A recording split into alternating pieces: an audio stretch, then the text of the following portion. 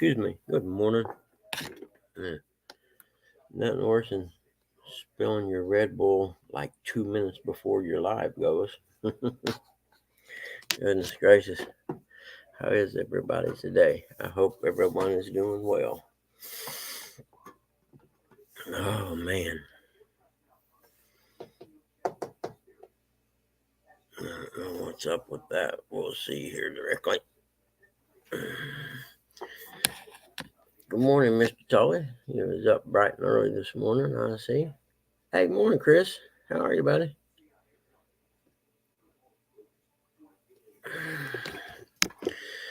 You up? Oh, you going fishing or going?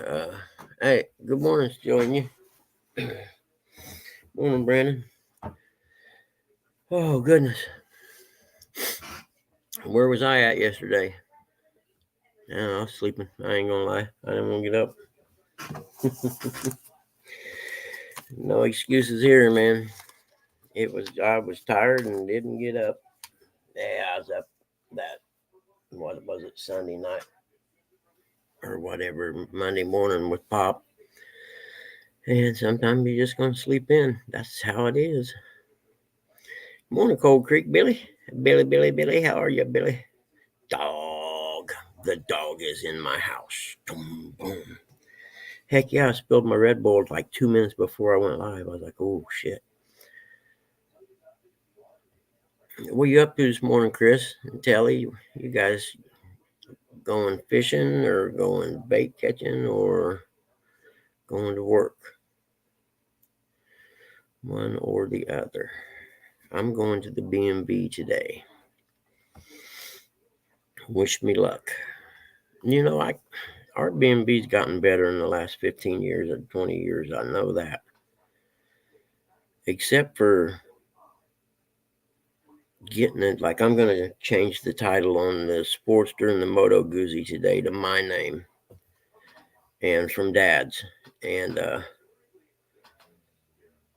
as far as just like renewing your license plates, you can go in there 24 hours a day to that little Cossack thing and bam. I mean, it takes 5 minutes and you're done.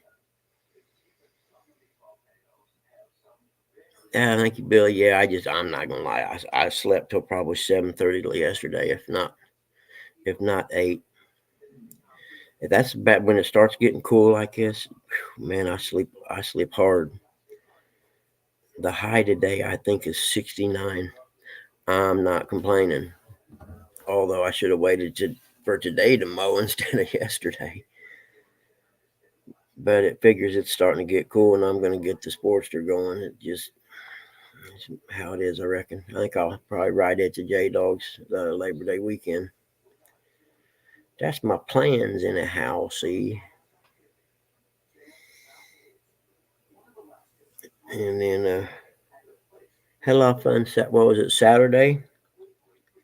They had the fishing tournament thing. Had a lot of fun. Went carp fishing at the Muncie Reservoir, which, I mean, a blind man with one hand could catch carp at the Muncie Reservoir. You know what I'm saying? It's that easy. Morning, Dave. How are you, buddy? No plans. You just up early for no reason, dude? Chris? Yeah, no, man, Pop's doing awesome right now. Knock on wood, I'm not going to say a word. He's doing really, really good. I'm to the point we're not going to put him in a nursing home yet. I think it had to do with the medication thing, to be honest with you. I think not we and everyone, hospice and everything, I think we were over medicating, to be honest with you. So now I tell him, Pop, you start hurting, you got to let me know and I'll give you some medicine. I said, and other than that, once every 4 or 6 hours, I'll give you, like one of your oxys or something just to keep it in your system so you don't start feeling bad.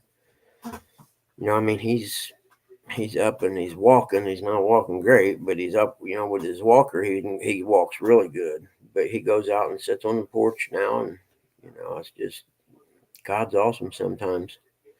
So I got to have my hernia surgery, and there's no way with the Medicaid people or whatever, there's no way I was getting all that crap done. I mean, I forget all the stuff I had. I had to go do something. I think it was called a Miller's account or something like that, to where all his money would go into there and then reapply to Medicaid again, showing that all his money goes into that account, and then he would qualify to get Medicaid or something like that. And I'm like, but in the interim of say 2 months, let's say, there's going to be 2 months worth of his money sitting there in that bank account that we could use for household bills, so to speak. Because the plan is when he goes into there, we're not going to do it right now, but was when he went into the nursing home, I was going to be able to go back to work full time, which I would just die to do. I mean, I miss working, and I never thought those words would come out of my mouth, but my job's real easy anyway, so I just miss doing it. I actually miss the paychecks coming in the mail. I can remember back before the real estate crash happened, I lived over in Noblesville. It was so busy, and like when you do an appraisal, they have 30 days to pay you. That's just the law, So naturally, they sit on that money for 30 days before they send it out. And I mean, there were times back then that I was sending in 1 and 2 appraisals a day. So there were checks. I mean, I would open my mailbox and there'd be a check in the mail almost every day. That shit'll spoil you. Don't let nobody kid you. You open the mailbox every day and there's $400 or $500 in there. And from that to where I'm at now is a whole different world. Where after the real estate crash, it wasn't like that anymore. Everybody got so gun shy, I guess, or cautious that what used to take me an hour or so to put the appraisal together and send it out after I went and seen the house now takes 3 hours with all the crap they want in them. So the ability to turn in 2 a day or something is pretty much non-existent. Well, maybe if I was young, like I was back then. I mean, hell, I'd work till 1 or 2 in the morning and be up at 6. And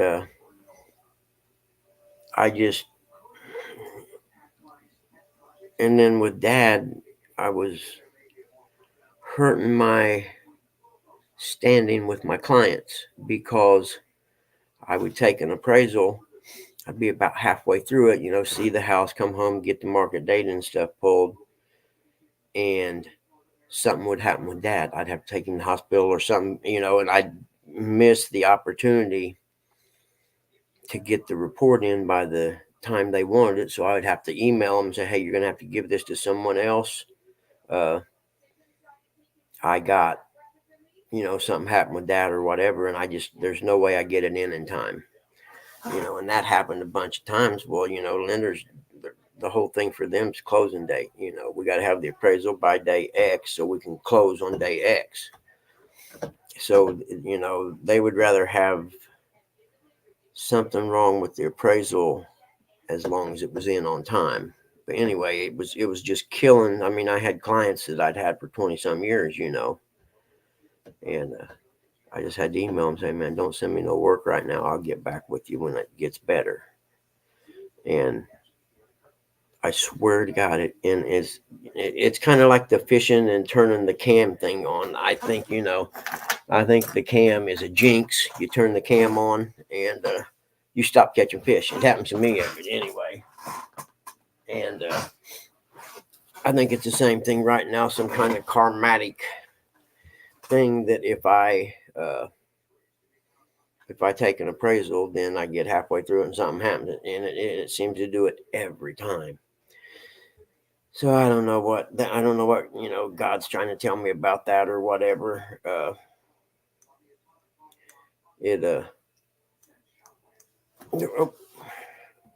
I'm sorry, the dog caught my attention.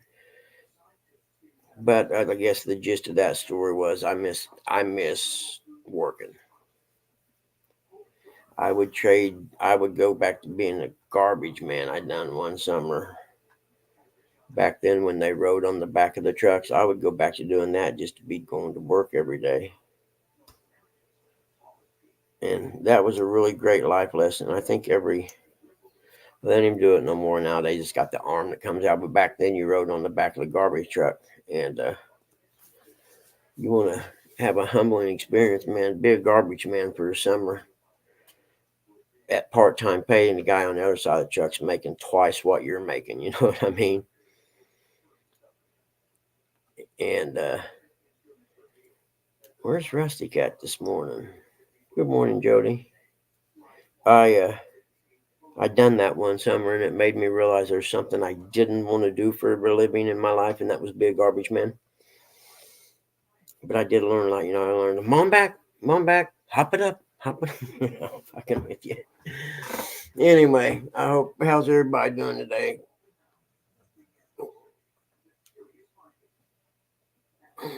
Yeah, dog, or we'll talk about that, dog. Call me sometime.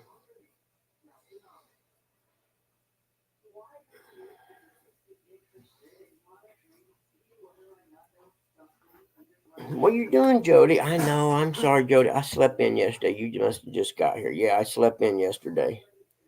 I was tired and I wasn't getting up, man. In fact, I was busy all day yesterday. I wasn't around. J Dog called me to uh, ask me if everything was okay with Dad because he hadn't seen me. NJ, I was talking to Catfish Dog, but you too, man. Yeah, give me a holler sometime today. We'll talk.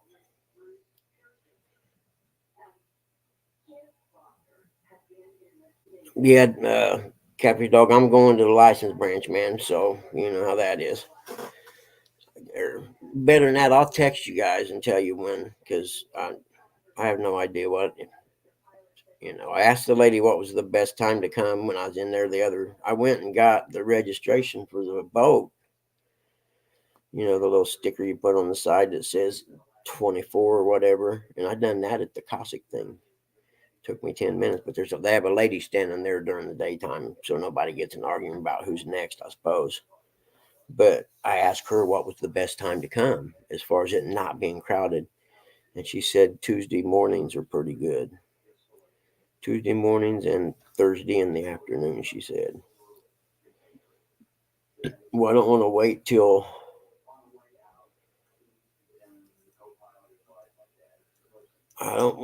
until Thursday. I want to go and do it. Because I got it started. In fact, it wasn't nothing. It fired right up. But I put a couple ounces of sea foam, whatever that crap was called. Hey, morning, Nate. And a couple ounces of octane booster in that old gas that was in the bottom. It had been there for 2 years at least. And then I filled it up with high octane gas and shook it all around and let it set for a couple hours and shook it around again. You know what I mean? To try and mix that old gas up the best I could. Yeah, it's ready, dog. I got to check the air pressure in the tires, and it's filthy, man. It's going to take me at least 2 days just to clean it. If anyone's ever had a street bike, they know what I'm talking about. It's a pain in the ass, especially the nooks and crannies of the motor. I'm picky like that. And, oh, the motor, oh, yeah. I'm the kind I'll get in there with a toothbrush and, scrub all around the nooks and crannies and then spray it off with something. And I used to use this stuff on my dirt bike that worked real well. You didn't even have to scrub. You actually sprayed it on. You'd have to, like if you went to a race and it was all covered in mud, you'd have to wash it with the power washer first and get all the mud and stuff, the big, thick, caked mud off. But then you take this stuff and spray it on there. I don't know, wait 2 minutes or so and then just start power washing and it'd just be clean. You didn't have to scrub or nothing. And I don't know if they make that stuff for road bikes. You can't power wash a street bike. You can, but it's taking a chance. Which I learned that the hard way and had to push them. That Honda 550 that I have, the 1985. I had to push it home from the car wash one time. Fortunately, it was only about 3 blocks, but that was a lesson I learned about washing a road bike. Yeah, Nate, I'm with you. I don't like a bunch of chrome for that simple fact of it takes forever to clean that stuff. And me being the laziest human being by nature on the planet, I I like the spray can and maybe a little bit brushing here and there and hose it off. You can wash your bike with a water hose, but just not pressure. Because with a dirt bike, it's made to run in water up to the seat. So spraying it with a power washer is not a problem. Exactly, John. Chrome won't get you home, but it might get you laid. Looking good's okay until you're sitting on the side of the road. What was it I seen somewhere? What was it? A chat or something? But a kid was talking about his car was broke down, but check out my really cool rims. And I'm thinking maybe you should have put the money in the motor before the rims, if you know what I mean.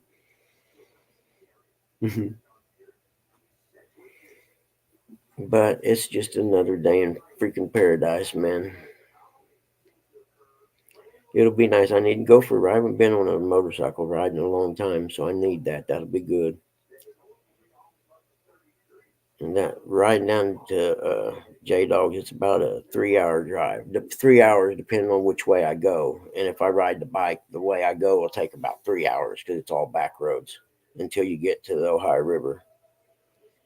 And then it's interstate and 4 lanes all the way to about a mile from his house. And then that will definitely clear my head some, I think. I did have a good talk with Pop the other day about when I have the respite thing, he always bitches and whines and moans. He's like a little kid, but we were sitting out on the porch the other day and talking about it. I said, Pop, I said, there's two things that's going to happen. I said, either you can go to respite once a month for 5 days without bitching about it all the time, or you can end up living in a nursing home permanently. I said, if it doesn't change the fact that I haven't gotten time away or anything, it's going to affect my health, which in turn would affect where you live at. I said, so do me a favor. And when it's time to go, don't bitch about it. Just say, okay, let's go. I'll see you in 5 days, like that. And he agreed, but I'm sure, he forgot about it 5 minutes later, but at least I talked to him about it.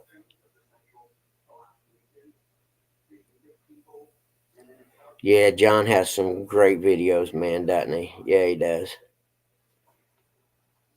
I'm surprised that none of them go viral because they're freaking good. The music is just next level. The music in his videos, if you don't like it, you probably shouldn't live in America, I don't think.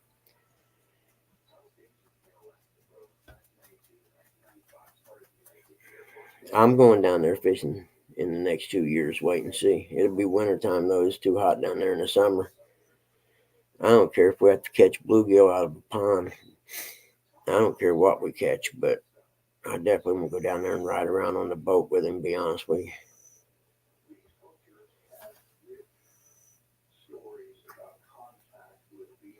I'm gonna go down there and go crappie fishing, but I don't want to do it with all them poles all around. I want to have one rod with a bobber and a minnow and whatever, throw it out there and catch it. Yep, they've all the ones with the coach have been awesome, man. Just good, just flat out good stuff, man.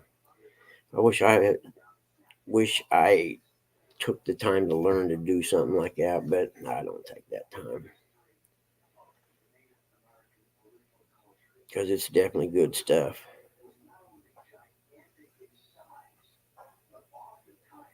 Oh, I was there. TR. Do you mean traveling pools or TR? I'm not sure. Or if you're talking about traveling pools, I was there Sunday for trivia. What was it, 10 o'clock or whatever? I think that was a good one. Say Drifter, I'm not sure who TR is. If you're saying Traveling Fools TF, then I was there Sunday during trivia. I didn't talk a whole lot because I was tired.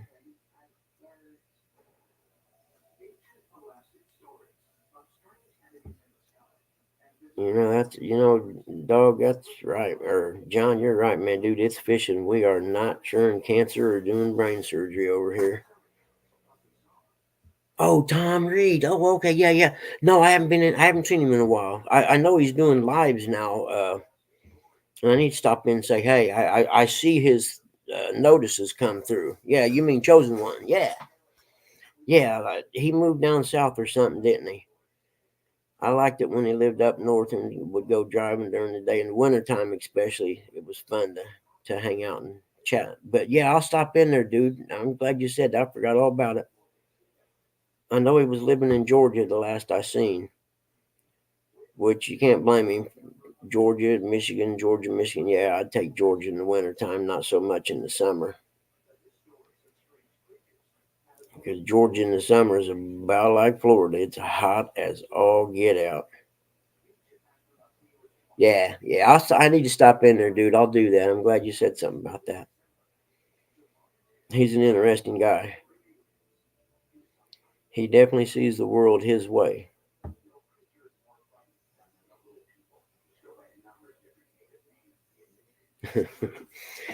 Well, by trips, I think, John, she means coming up there and fishing with them.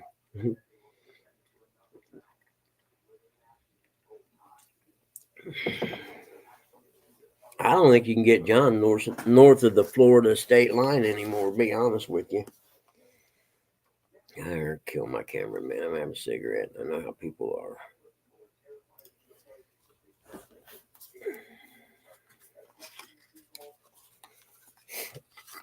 Yeah, I think John's cars have like an automatic shut off or something when it gets within a mile of the line going north. He said, there you go. I knew you did.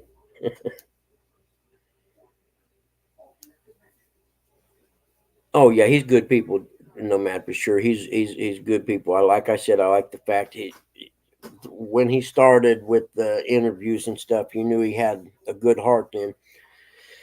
And just like anything else with the internet, it gets all screwed up from people being stupid. He had nothing but good intentions on what he was doing with the interviews and stuff. You know what I mean? And people had to ruin that. If y'all don't know what I'm talking about, me and him were talking about this guy. His channel name's Chosen One or whatever, and he went viral he lived up in Wisconsin, and he would go over to Michigan, I think in the Detroit area, and he would, have clothes and food and stuff in his van, and he would go over and he would interview street prostitutes in Detroit and give them food and clothes and things like that. Most of them are living in abandoned homes and crap like that. Morning, Eric. And he had one of his videos go viral, and then which ended up being a good thing because people would send him stuff to give to the people on the streets. And as with anything else, you get popular. There's somebody gonna make stuff up and grumble and whatever. It all ended up going sour in the long run. He just quit doing it. But at one time, it was a really good thing he was doing. So if you want to see some really interesting videos, check out his older videos when he was doing the interviews. He would just pull up to one of the street walking people and say, "Hey, you mind doing an interview? And I'll give you $20 if you do an interview, and but I'll put it on YouTube or whatever." And he would interview him. He wouldn't try to save him. He wouldn't try to change him. He, just, hey, I do an interview with you. If I see you again, wave me down if you need something. And he always had stuff in his van, clothes and food and toiletry items and stuff like that. But yeah, he was good people. He's a pretty intelligent man too. Give the content exciting questions. Yeah, it's not what you think, dude. Believe me.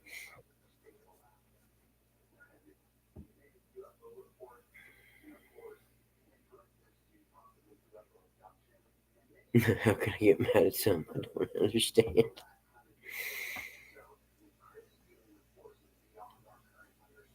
No, no, I know who you're talking about too. There's a lot of that going around now, which is pretty cool. No, this guy was.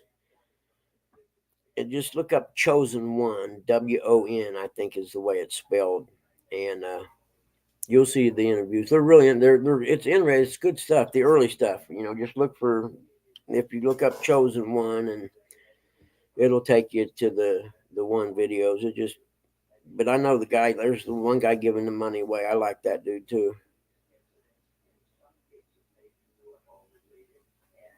There's a few of them out there doing give money to people who are kind to them. People, I like some. I like that a lot. If I had the ability, I'd do it because I like how he asks people and they all say no, and you're like, man, dude, what a fool! If you only knew. He may ask them for a couple bucks to get something to eat or whatever, or maybe a couple. Can you help me buy this or whatever? And you know, all those people would say no. I think, man, I hope you see these videos. Yeah, no, this guy here, you would know him. Uh, he used to do a lot of lives when he, besides the stuff in Detroit, he would just take off driving in Wisconsin. No, it was Michigan. Never mind. I'm sorry. But he would just take off driving. He lived in Michigan, not Wisconsin. I'm sorry, I was wrong. And in the wintertime, he'd just take off in the morning driving in the snow in his all-wheel drive Astro minivan and his dog, and just drive and talk. And, people would be in the chat. It was cool. What are you doing, Eric?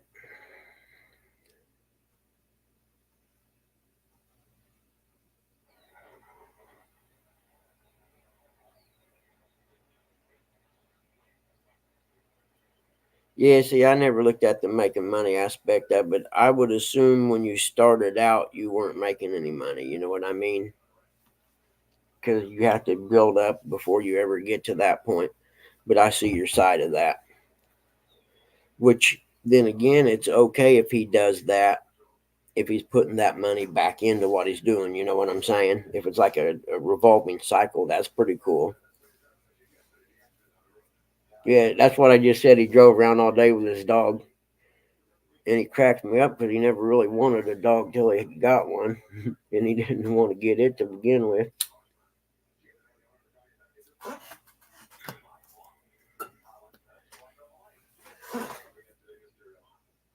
John, I think about, like, say you'd hit a lottery with a bunch of millions of dollars. I think of it kind of like doing cocaine. Cocaine's fun, but not by yourself. You know what I mean? So, what would be fun to have all that money, but no one to hang out with and spend it with? You know what I'm saying? Or going around giving it away to people or whatever. So if you were to hit one of them big lotteries, you'd have to retire all your friends because otherwise you would be the only one that had all this free time to do nothing and you'd get bored.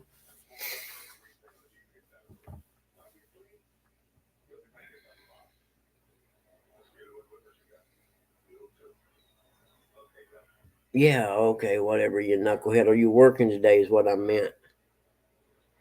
Same thing, you are smoking a cigarette. You'll never gonna see me again on YouTube. Are you gonna do that bite me suckers video buck naked though? Because that's the only way you can do it if you hit the lottery. Because you know it's gonna get jacked off of YouTube, but who cares? I'll buy YouTube. That's what I'm saying. Yeah, being hitting a lottery like that. For me, when I was younger, I would have retired all my dirt bike racing friends, and we could have all got big motor homes with enclosed trailers that were you know like a garage with all our tools and everything, keep our dirt bikes, and we'd all just go around doing dirt bike races all year at different places. I mean, you could go to in the wintertime, you could go southwest and race.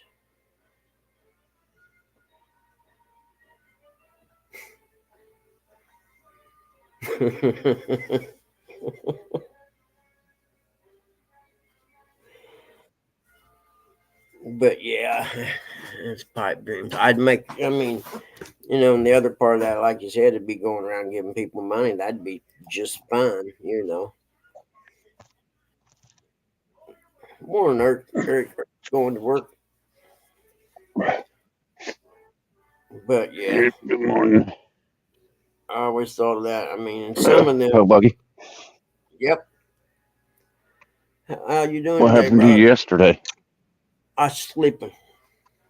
I was sleeping like a baby. Don't let nobody kid you. And I woke up. I don't know. It was either 7 or 8, and I got up and was like, "Well, too late now." And I hung around and went and mowed the yard. Jacked off of YouTube. That came out wrong, didn't it? I swear Do what? people forgot how to drive up near my. I swear people forgot how to drive up near my work. Yesterday? Yeah, it was all over the news. No, Billy. The key is you don't. Somebody went. You oh, go ahead, brother. I'm sorry. They went through the one building last week. Somebody driving the wrong way. Yeah, Friday they went through the building out front, and then yesterday was somebody driving the wrong way killed somebody. Oh, you're kidding me. Were they drinking or just old or Nope. something? Turn the corner. Really? I don't know. They didn't Yeah. say. Turn the corner, and the first thing you see is a white body bag in the middle of the road. No kidding. They didn't even have a sheet up around it or nothing. Yep.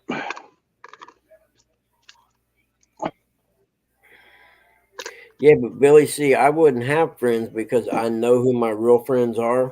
And anyone else who tried to get a hold of me after I hit that money, I just laugh at them and hang the phone up. Be like, yeah, where were you when I was caring for my parents, barely getting by, and not having any free time? You weren't my friend. You wasn't around. Yeah, no, that's one of them. You'll know if I like you or not because you'll never work again. Except for Eric, and I'd make him the stipulation of giving him all that money. I'd make him have to work 2 days a week delivering tires, or he couldn't have the money. No, I wouldn't. I'm kidding. But I know I'd have me one tricked out catfishing boat, though. You kidding me?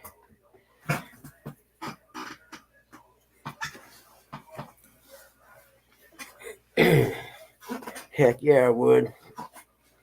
I'd have to have it custom made with a big deck on the back for fishing from, and yeah, it would be obscene, actually.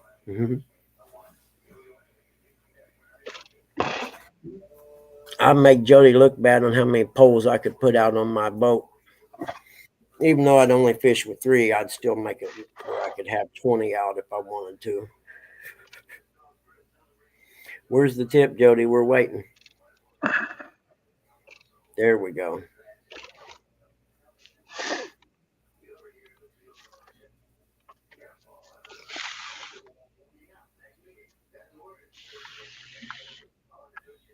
Oh, cool. I don't even know how to grab one off of them. You know what I mean? I would have liked to have, snagged a couple pictures of the carp fishing the other day just to have to, put up on maybe my Instagram or something. I don't know how to do that.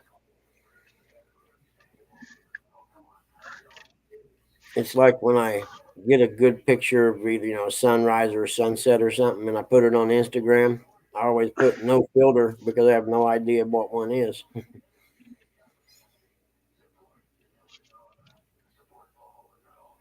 Hey, dude, hey, it's all about perspective, John. Yeah, John hit the lotto of life, man. He does it right.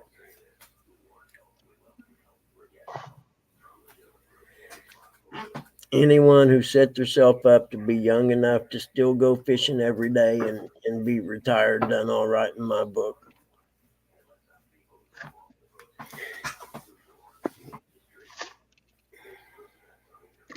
even if it is for ditch pickles. Yeah, you can go back and edit the screenshot by cropping it down to just the picture. Okay, I see what you're saying. Yeah, I know, John, but a lot of things had to line up in the universe for you to have the knowledge and know how to plan carefully like that. I wish I would have had that kind of instruction when I was a younger man.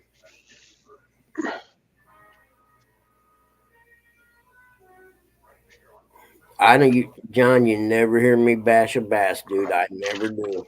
I think they're cool. In fact, the place where I bluegill fish at that pond, he sent me a picture. Guy caught, I don't know. It looked to me like about a 4.5 pound bass. He said it was 6 pounds. Well, I put it up next to a picture of one of your 6 pounders, and there was a pretty big difference there. And I sent it to him. And I said, that thing 4 pounds. There ain't no way it's 6 pounds. Here's a 6 pound bass. Who was bait? They was bait shop bashing even. Yeah, I missed it yesterday, I guess.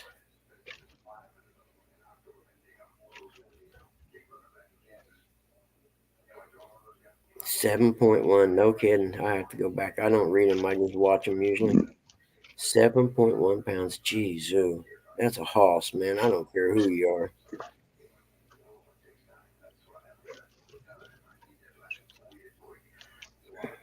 Look at the new bait shop thumbnail. What bait shop? I don't know. I'm lost on the bait shop thing. Oh, you mean take the screenshot on your phone? Okay. See, I very rarely watch anything on my phone like that. I'm always watching it on my laptop. But yeah, I know how to do a screenshot. I never thought about that. Now that you mentioned, I could go back and like you said, reduce the video down or whatever to that one spot, and then hit stop, and then do a screenshot on my phone. Yeah, okay, I'm with you now.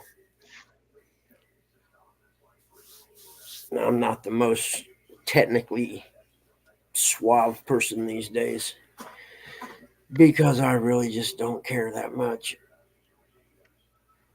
Oh, that bait shop. Okay, yeah, all right. I see what you're saying. Yeah, man, quit bashing people, guys. Everybody just can't we all just get along? You know, what they do ain't easy, and they've been doing it a long time. They do a pretty good job at it, even though, as with anything, things change. But, you know, if you're not doing it better, then by all means, why would you criticize someone who puts the time and effort in to do it anyway? I never, I don't, I don't bash people's stuff like that. It's just not me. Bass's bait. Oh, okay. I see what you're saying. Yeah, how they bust. You're talking about in the chat, not the actual bait shop itself. All right, I see what you're saying. Yeah, dude. Yeah, I was gonna say, just laugh. They're just jealous because they aren't retired and fishing for catfish and bass every day for the rest of their life.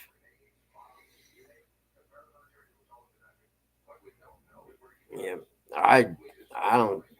People busting on me doesn't bother me. I don't listen. I don't. I mean, I listen and laugh, and I don't really care.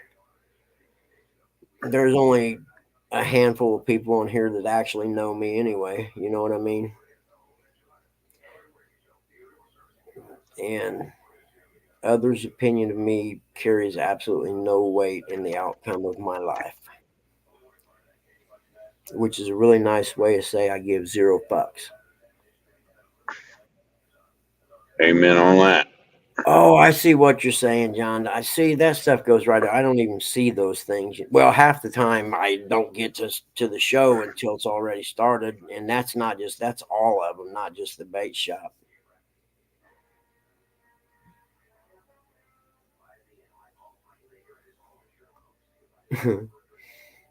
But yeah, I think sometimes people forget it's only fishing, and we're not curing cancer or doing brain surgery over here. And the fact anyone gets to go fishing is good enough for me. God bless you. I wish I'd done it every day. I'm too lazy to do it every day. Who the hell am I kidding?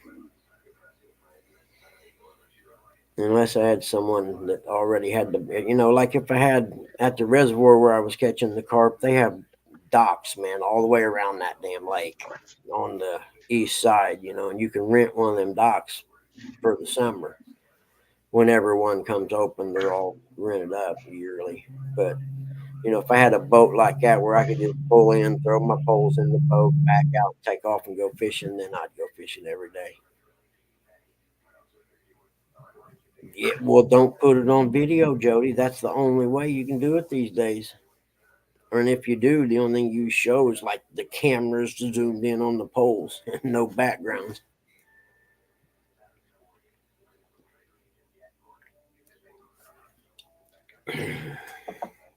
But you think I ain't got a notebook with all the spots I see people fishing at and what's in the background so I know how to find them? I just can't go to none of them, but at least I know where they're at should I ever get a chance to go there. Yeah, but just throwing lines ain't gonna catch the fish they were No, catching there. that's a fact. You ain't going to go out there and just throw a line in and catch them big fish. You got to know what you're doing, and I'm still trying to learn that part.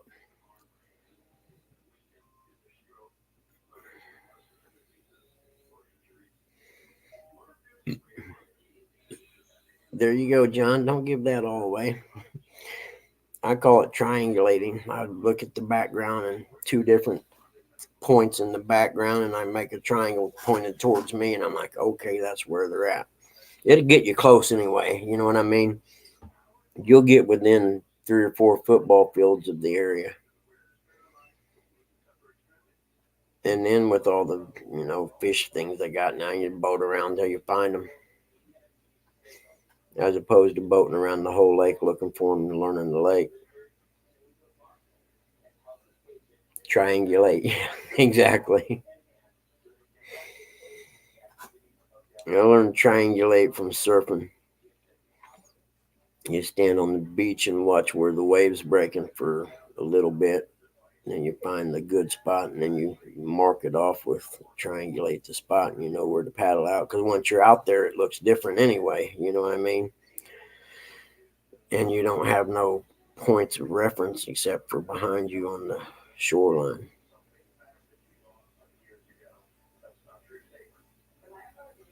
It doesn't do, like I said, it don't do me no good. I ain't like I can. I don't. I won't. I don't get to go to any of them places anyway. I will someday, hopefully. Exactly, Jody. Exactly, 100%. Morning, Steve. How are you, buddy? Good to see you, man. Yeah, exactly. Power plant spots give away a lot. Like the ones in the Potomac, the Washington Monument makes it real easy to triangulate some of theirs in the bridge. And like I said, with the fish locating things they have these days, all you got to do is get close, and you can spend a few hours boating around watching that thing. Eventually, you'll find it,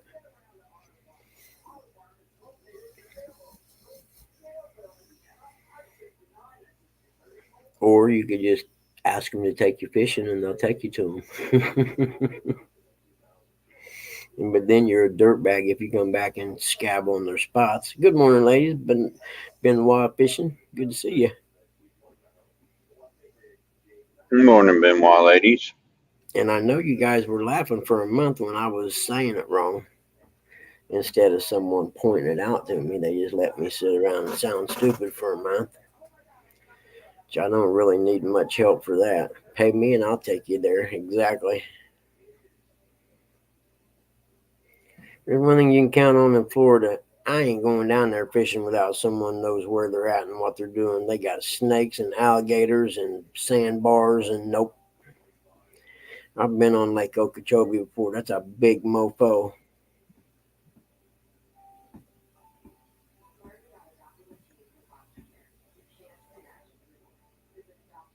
I mean, I imagine on a good windy day, it almost makes waves big enough to surf if the wind's blowing right.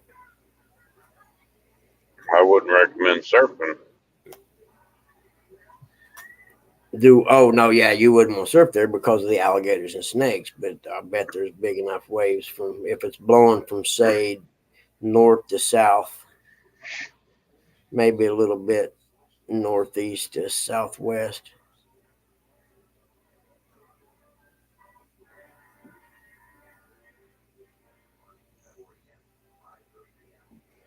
And John, that's okay as long as they're doing catch and release. You know what I mean? That's not a problem because those fish are going to be there. You know, sounds like a petting zoo. Yeah, good luck with that. Still, and you go watch his video of the one place where all the alligators were that they were fishing. If that doesn't make your skin crawl, you're not a human, man. That place was scary. I don't know how many alligators was out there, but there was a bunch of them. And if you had to fall in that water, there's no doubt your history because they was there and they was hungry. I'd like to see that spot at night with a spotlight go across the water and see hundreds of eyes looking back at you.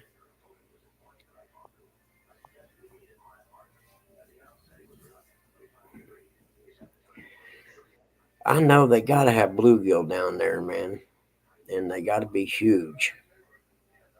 I never hear about anyone bluegill fishing in Florida though. I think it's Florida. I think it's because bluegills are smaller and less thing because of what peacock bass. Oh yeah, I don't know. I suppose they definitely get ate a lot, don't they? Yeah, Yep. there was over 100 alligators in that area sitting there, and it gave me the willies just watching it. I thought, man, could you imagine accidentally boating in there in a John boat, not really paying attention until it was too late? Bluegill's the bass' favorite food, I'll bet. That's probably why there ain't a bunch of them there. I just figured with the warm water, I figured the bluegills spawn twice a year, and there's probably just big gillies sitting back in there if you can find them.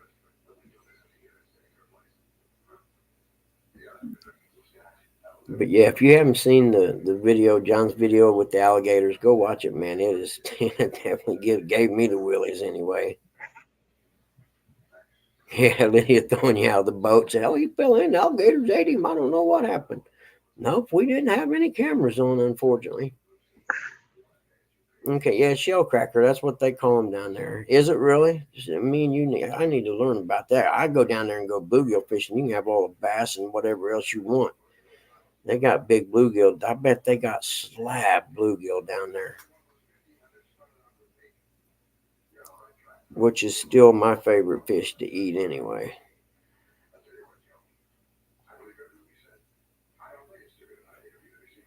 I suppose if I took the time and researched, I'd probably find that information, wouldn't I? Yeah.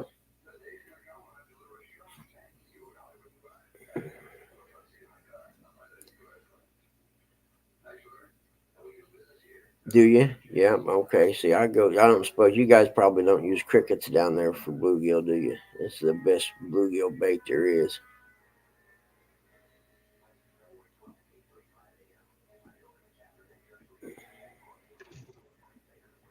Like I said, I would. There's nowhere in Florida I would go fishing, freshwater fishing by myself, or without someone who's not from around there. I watch your videos. I just don't comment, and I don't watch I don't watch all the lives. I'd never rewatch a live that someone does. Hell, I've never watched any of my videos. Some of my dirt bike videos I have, but other than that, I've never watched any of my videos that I'm fishing or nothing. That's sad. Why? I don't. I know who I don't want to see myself. Yeah, but don't you want to go back and see all the good memories you had with people? If I caught some big fish, I would go back and watch it, but I ain't catching nothing worth, you know. Tell you what, every once in a while I go back and watch the video of me stealing Buggy's fish. I mean, that's a good memory for me. Crappie season starts the end of November. Let me ask you, John, do you ever go with like a ultralight rod and maybe a slide bobber and throw a minnow on and go out there and just catch crappie? That you know what I'm talking about?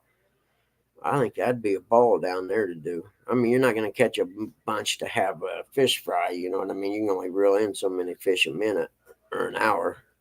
But you guys have. I know how you guys have all them cane pole things, but I'd like to come down there and crappie fish that way.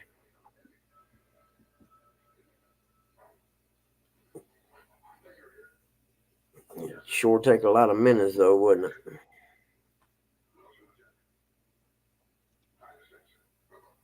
What do you guys do? You guys use minnows? Too many fish, too little time. Yeah, I just don't need that many. I guess I just think it'd be fun. So you take crappie charters, right? What if I pay for a charter, but we can? If I say if we go, we're only going to use one rod each and minnows, and you know what I mean. If you got the dime, I got the time exactly. Because I think that'd be a ball. Sit around there and catch crappie like that all day, except for the heat. I'd want to go on a cloudy day. I just don't do heat well anymore for some reason.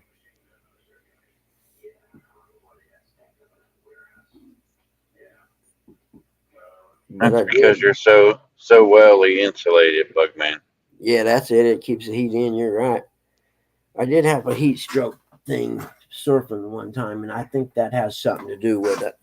Because it never used to bother me. You know what I mean? I used to like, in fact, I used to like it when it was hot in the summertime. Oh, really? See, I'd pay you. We'll go bluegill fishing. All you got to do is show me where the bluegill are one time, and I ain't never going to pay you for them again because I ain't competing with you then. I'm just bluegill fishing. Yeah, man, there is nothing better. And I think pound for pound, bluegill's one of the hardest fish there is. They don't quit. You know what I mean? You use an ultralight rod and catch a big slab bluegill, and he won't turn, and you're trying to turn him sideways. And how they're short and fat, and you can't turn them when they're swimming that way. Oh, really? Cool. I bet. Yeah. I think that D land must be like a locals kind of lake, isn't it?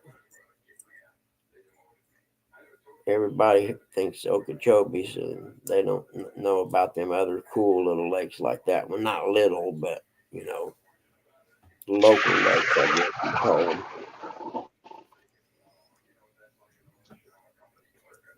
Where I'd like to go bluegill fishing this fall down Shacklemack. Oh, is that what it is in the middle of nowhere? That's even better.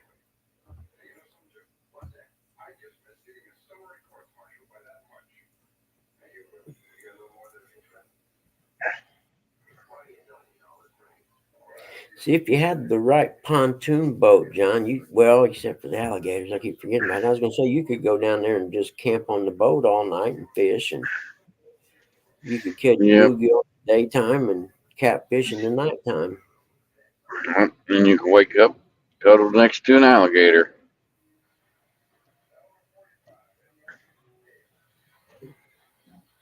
Yeah, Benoit, I got a friend of mine owns a lake that I catch bluegill like that one after another.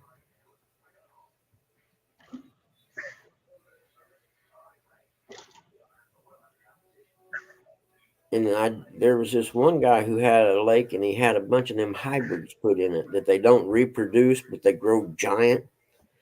And he made the mistake of letting the wrong people come in and fish it one time.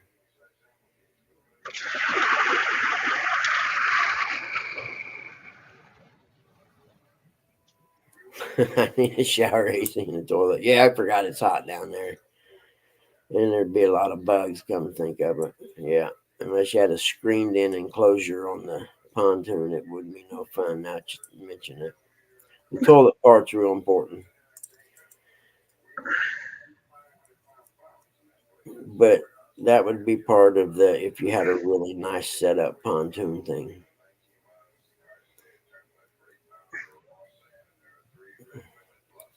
I did learn yesterday, even though my finger appears to be healed all the way, you don't want to bump it in that certain spot. It'll make you cry.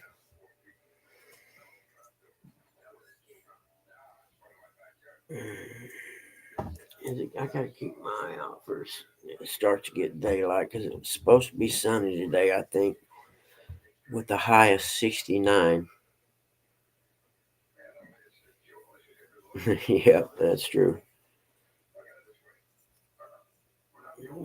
But I'm talking about the adventure part of it, John. You're missing the whole point there.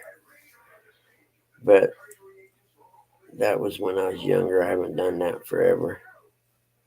When I was a kid and we had the boat on the Ohio River, I was a little kid. I mean, I don't even like 5 years old or something. But we would boat down the river and find a nice sandy beach, because where our thing was, where our place at the Ohio was, my dad's boss place. It was in the middle of nowhere. It a little bitty community of about maybe, I don't know, 20 houses and a little general store thing called Bethlehem. It's southwest of Madison, Indiana. So there wasn't nothing on the river down there, no houses, no anything. It was just, you know, barren land. We'd find nice sandy beaches and pull in and camp overnight. And Dad would catfish and stuff at night. Your high maintenance, yep. I'm getting that way.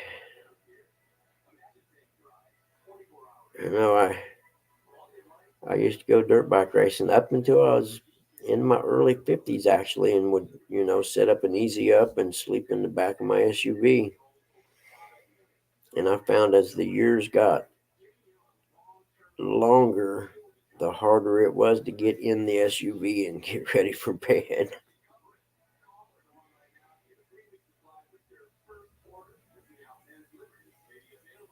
And the only other way to do that though is either have a big motorhome with a trailer or have one of them pull behind campers that has the hatch that drops down in the back, and it's like like a patio garage thing in the back there.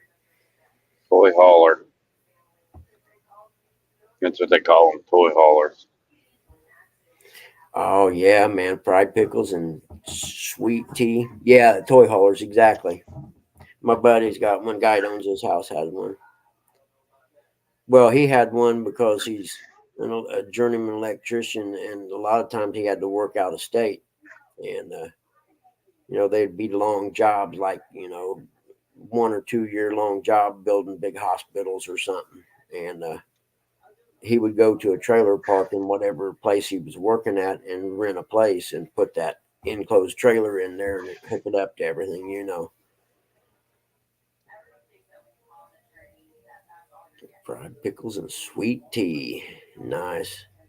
There used to be a little country store where we used to go dirt bike riding at the reservoir where I catch carp. On one end of that, there's a dirt bike riding place. Not real big, but it's good for wintertime.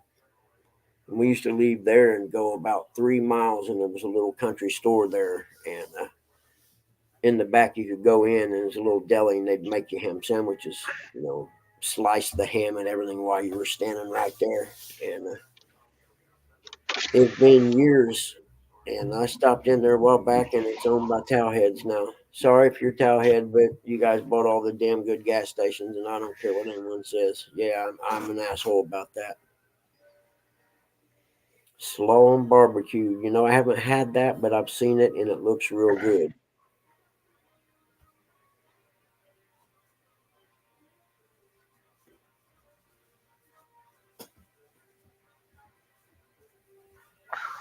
Really? Yeah, slaw and barbecue. I've seen it and someone told me it's awesome. I've just never had the opportunity to eat it. But I think I can see where it would be real good. The sweet and the tangy together type thing. That'd be cool. Wonder where D is this morning. I ain't seen her. It's still kind of early, isn't it?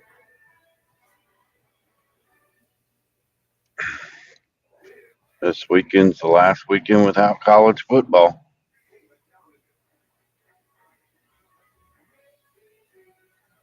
In a hotel or a convenience store. Yep, no doubt. I got cracked up. I worked at the cable company. There was this used to be a Quality Inn or something back when Muncie had factories and stuff was booming. Well, after that, the economy tanked, and it pretty much became a derelict crack dealer whorehouse motel. Well, this towelhead guy comes here from Jersey and buys it without checking the ordinance and stuff. And I was fixing the cable in at one time, and he was complaining because he couldn't rent the rooms by the hour, according to the Muncie ordinance or whatever. I said, "You mean they won't let you run a whorehouse? Is that what you're trying to tell me?" So he said he was going to sell it and leave and go back to the East Coast.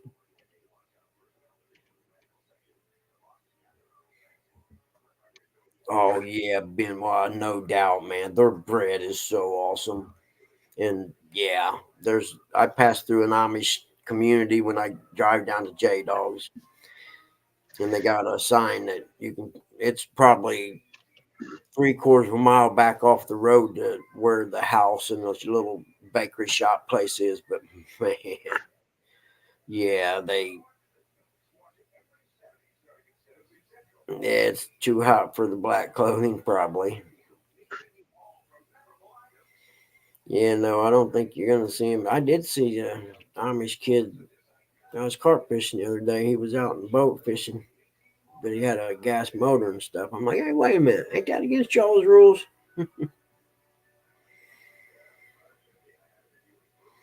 Because I know they used to build all the stuff around here, and when they were building all these condos and stuff out by Ball State, uh, Dad, they would rent Dad's crane company to come in and set the trusses for him, and he got to know him real well. And every fall they would give him a couple bottles of wine that they make. I guess they're not opposed to drinking in their religion. You know what I mean? Okay, an Amish buffet? Are you kidding me? Yes, that's I'm there. Sign me up. No market for the Amish eaters here. I think that's a sales gimmick. I don't think they're actually making those. They make some good furniture, though. I know that cabinets and stuff. If you want a real oak corner curio, they're the ones to go to. But bring your billfold. And I hate to say it, but they're probably the happiest people there are right now, as shitty as this world is. Jody, you had me at buffet. Yeah, I'm with you, Jody. That's all you got to say, and I am there. Hey, Grable, get the gator. We'll eat that. Jebediah, Jebediah, and Gable out there killing gators.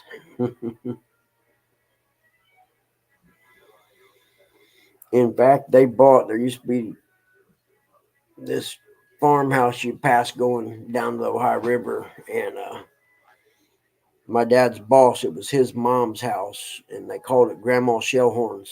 And it's like a quarter mile up the road from the river crosses Rock Creek, I think it's called, or something like that. But we used to stop there, and you pull behind the house and go back out in the pasture, and there's a place where you could drive across the creek there. It was rock. and we would camp there and wade fish the river.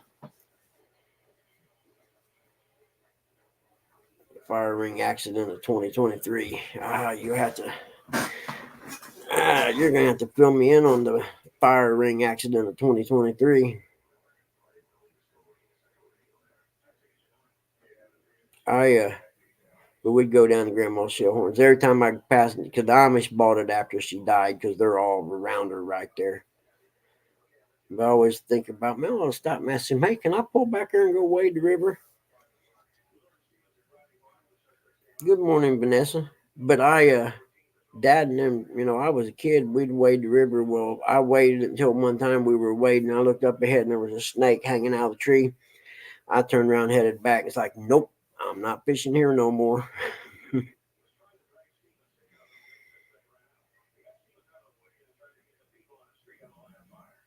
She fell in a burning ring of fire.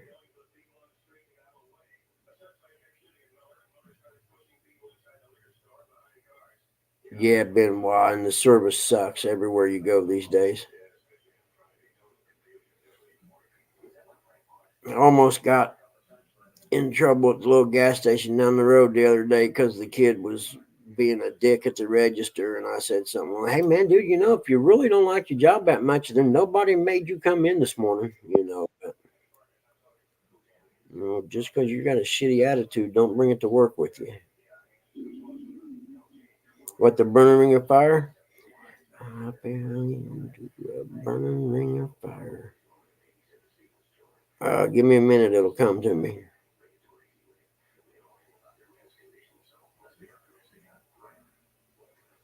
I ain't got it. I'm drawing a blank right now. I'll get it though. Give me a while. I don't have my other computer on to Google it neither.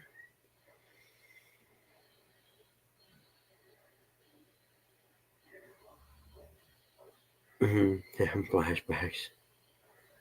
She went down, down, down. Nice. I like it.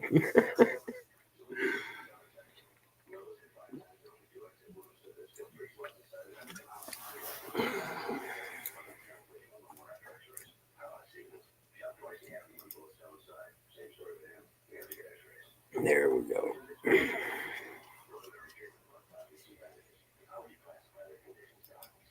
I made cheeseburgers last night. It was that or hamburger helper, and I didn't feel like eating hamburger helper. I remember the flames went higher part, and that must have been why she was going down. I'm bad today. I don't care.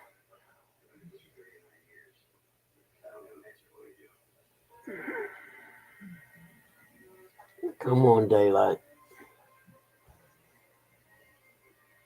Where I'm not going to go to the license branch early when they first opened because the lady said there's always a line. Me and lines don't mix real well.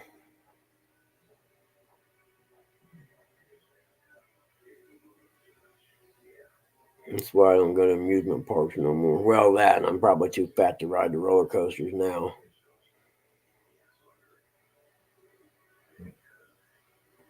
Although I used to love them, man. Cedar Point, greatest amusement park on America. They have so many roller coasters.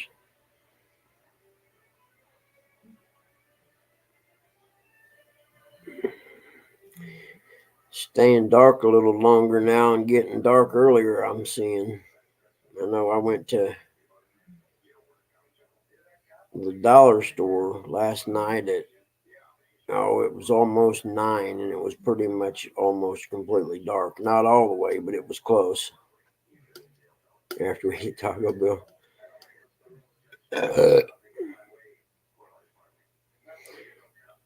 That's the only drawback to winter time is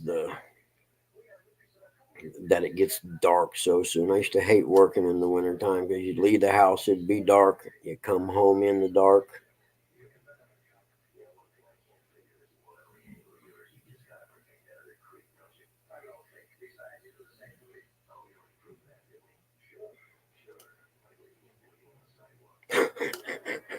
I thought you were going in a totally different direction with that. Instead of getting sick, I thought you were heading in a different direction, like if you eat Taco Bell direction.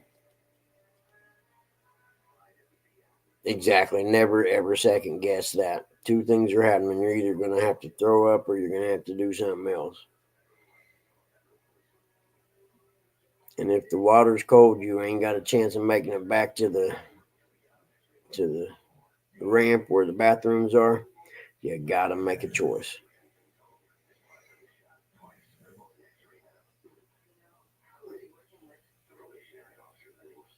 Yeah, you Carry got to make a choice: a sleeve or a sock. You're losing one.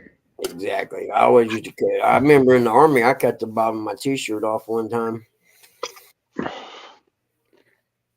because part of the uniform you had to have a T-shirt on, so where the buttons come up, they can see if you got your T-shirt on or not up at the collar, but they don't say it has to be tucked in.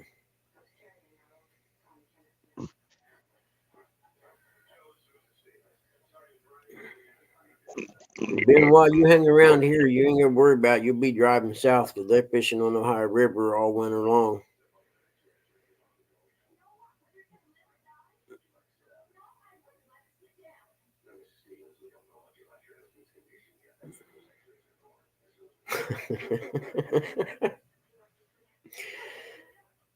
And if you do not carry a spare roll of toilet paper in your vehicle at all times, you're wrong. And then if you're going to go out on a boat, you best have one in your tackle pouch or something.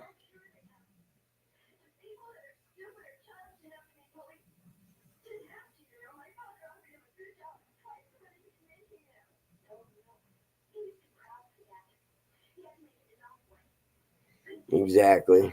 Don't leave her hanging. She'll make you pay.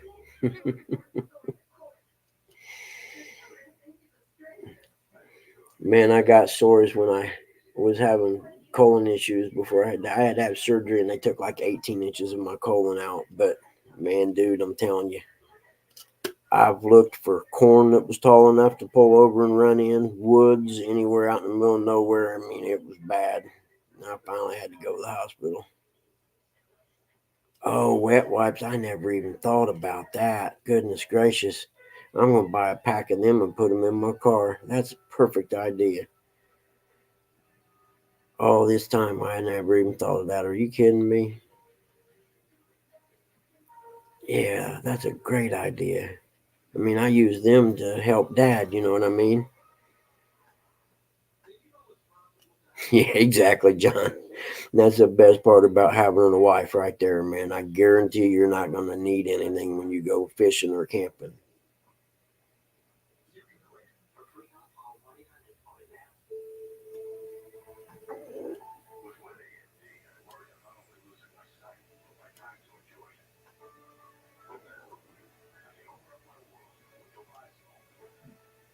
Oh, yeah. I'm sure that's where this story's headed. Or look for J Dog's video about his brother climbing in the dumpster. Classic.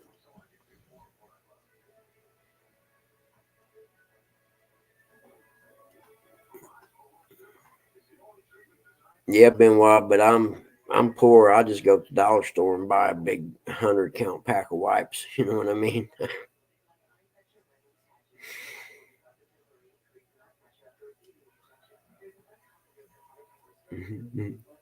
So I looked around.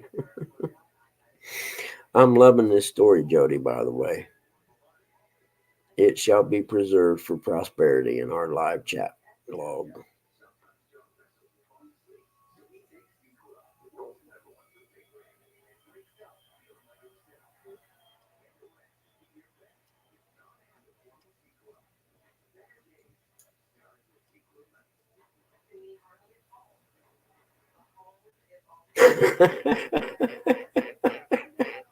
Classic. I'd have just went behind the bathroom. Well, no, it depends on which way it was facing, I guess.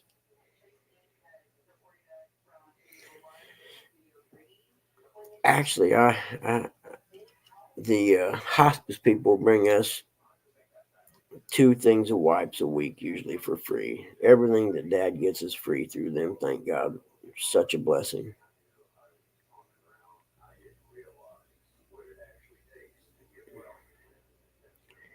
Because believe me, when someone gets close to 90, sometimes they just kind of lose the ability to know when shit's going to happen, so to speak.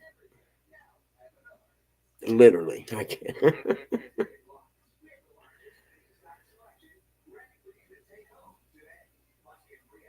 But yeah, I don't even thought about why I didn't put a thing of wipes in my car. That's perfect.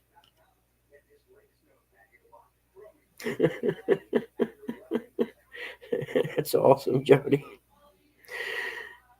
J Dog's got a video. Him and his brother was fishing on the Licking, and he had to go to the bathroom, and the park was closed, and he ran up the boat ramp and climbed in the dumpster, which is classic idea I'd have never thought of. But man, as long as the truck doesn't come to empty it, you're all right.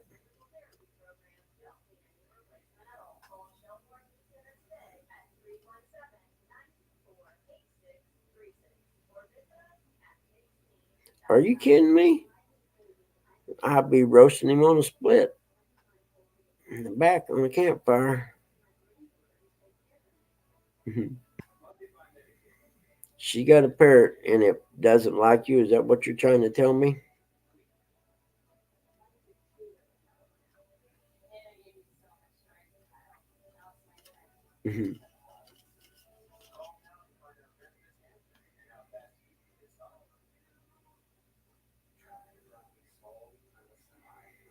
Yeah, there's sometimes you've reached the point of no return and waited long enough that it doesn't matter where you're at.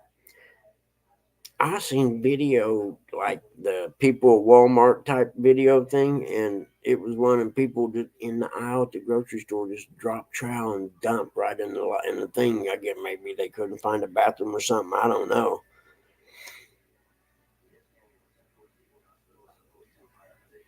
No kidding. How cool. And I haven't seen any pictures or videos of this yet. I'm gonna have to go to her web or her YouTube, I guess. Does she got one? Because I'll bet it has videos of it. 9 birds. Any of them talk?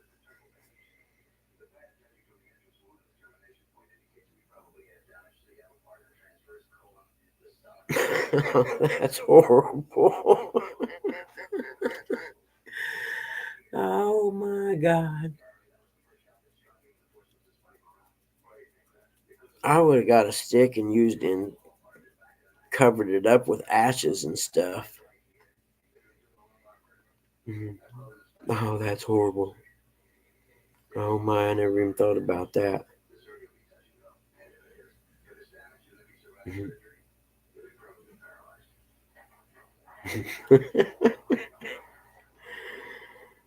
I don't know how we got here, but I think I'm glad we did.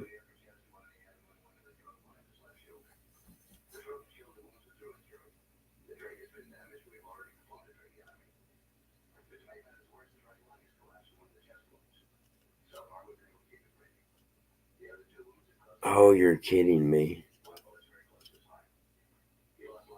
No way. Really? Oh, wow.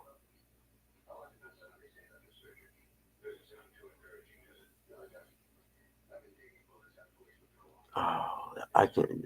Okay, that's too much. I would have had to at least went to the bathroom afterwards.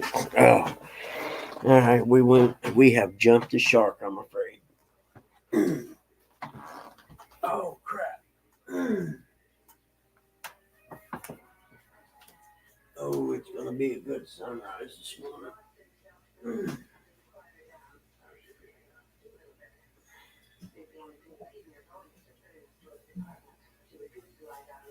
Mm, that hurts. I'll be right back. Oh shoot.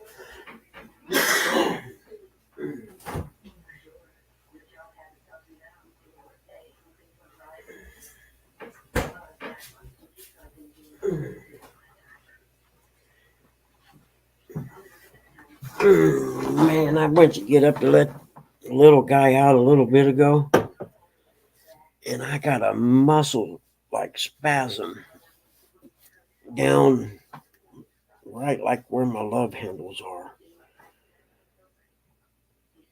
And it's so tight right now, and when you go to get up, it literally takes your breath away. Oh, man. I gotta find me some muscle relaxers. I know I got some somewhere, but they will definitely make me sleep. Oh, sorry, Sterling, you didn't see you, buddy. Oh, you got there. Hold on. You got a yellow belly. The kitty cat. Oh, yeah. Not a yellow belly, is it? Yeah, I can't tell. Let's see if I can keep it still. There it is.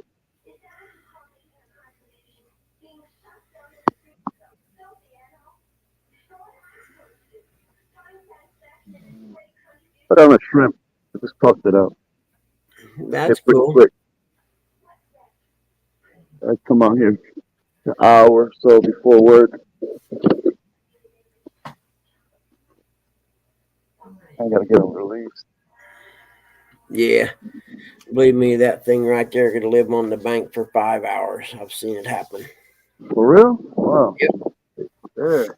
I know they have great breathing capacity Yep. out the water. Yep. You can't kill a bullhead. That's why they call them bullheads, I guess, because they live through anything. That's a That- pretty good sized bullhead, though. John, I feel you and I understand entirely. Believe me. Dad's getting incontinent to the point he doesn't even realize when he goes to the bathroom anymore. Thank God for pull ups, is all I'm going to say. But you still got to clean up the mess. There you go. That's a nice bullhead. Let him go back to get bigger. I don't find them much bigger than that, actually. That's a pretty good size one. they come bigger than that here. That's one thing. We may not have like real big cats, but that comes bigger. I've seen them.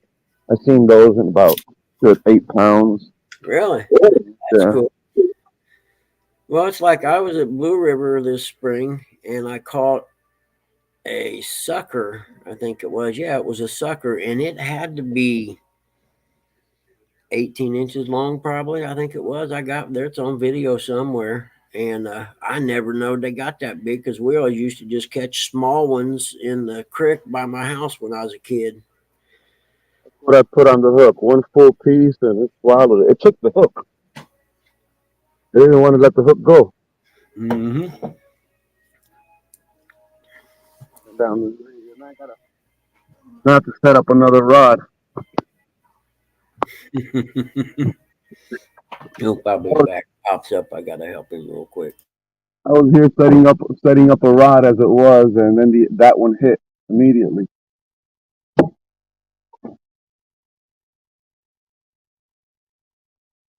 Good morning, good afternoon to everybody in the chat. What's up, Small Water, Pontoon, Jody, Benoit, Stonefly?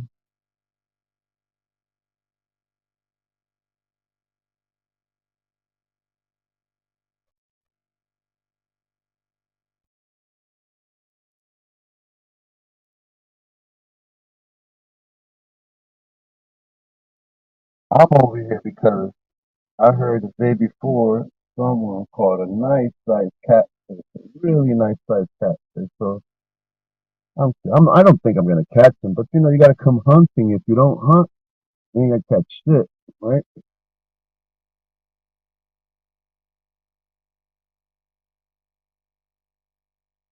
Here I am.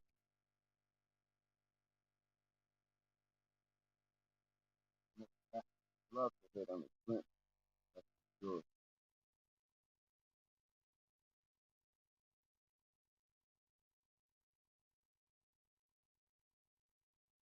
What's up, man?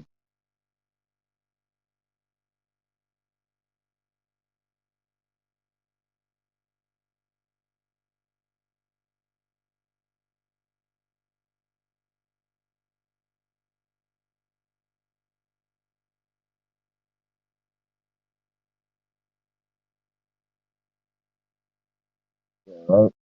I'm out here before dawn.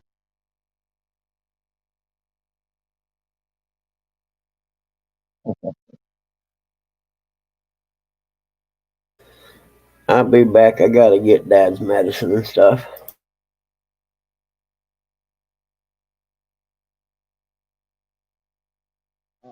Hard time getting this thing.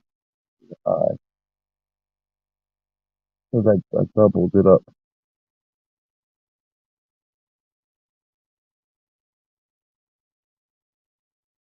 For the size hook this is, it has a pretty small eye.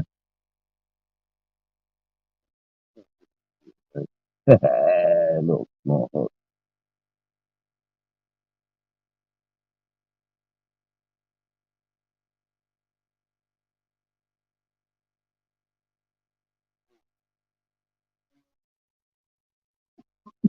Hmm.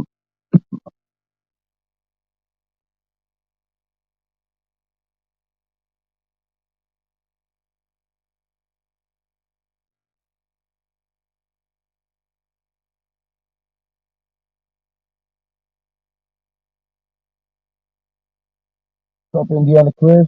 Welcome in.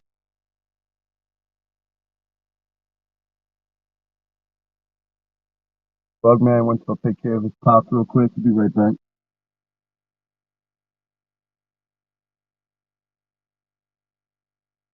It is windy over here in New Jersey, man. I don't know what's going on. That's still the remnants of the tropical storm, hurricane, whatever it may be. Yeah. Yep. All right. Thank you. Thank you. Hey, Chris. Morning, buddy. I gave up watching the weather, man, because I rely on it, and they're so wrong that I'm like, fuck it, I might as well just wing it. Yeah, we done went through the pooping topic. Now we're gonna head into vomit, I suppose. Might as well ruin everybody's breakfast. But anyone who's ever cared for the elderly knows that you eventually become immune to anything. Otherwise, you just don't make it. And because I've cleaned up things that 5 years ago would have made me throw up.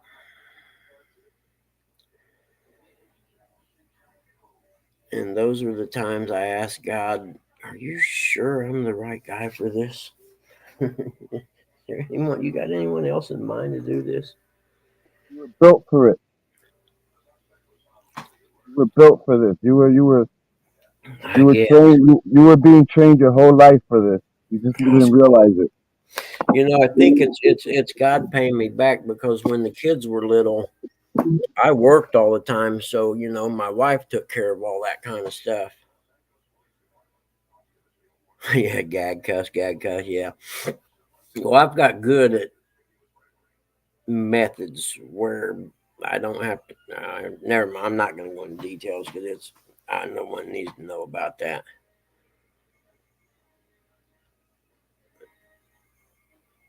Yeah, exactly, Benoit. In fact, Dad's nurse from hospice always says, she said, "You should have been a nurse. You'd have been good at it." I'm like, no, no. If it wasn't someone I loved in life, that I'm doing it for, it would not get done. Yeah, you did. I seen the pooped one and the puked one. I didn't see the eggs though, but I did see the first two. I had never seen one puke before, but I seen him poop on you before. But yeah, the one that puked, then you had to change shirts, didn't you? James was like, "Oh God, I just got to go." Hey, Rocket, how are you? Giving you fair warning. We're not really talking about fishing this morning. We're talking about gross crap because somehow we got on that topic. This ain't a fishing show, really. This is we don't have anything better to do this time of day. You're welcome to come in, but I just wanted to give you fair warning that I hope you're not eating breakfast right now. Because we've been discussing taking care of the elderly. Because I care for my pop and mom, and John Smallwater Charter, he cares for his mom. So we got all kinds of good gross crap to talk about.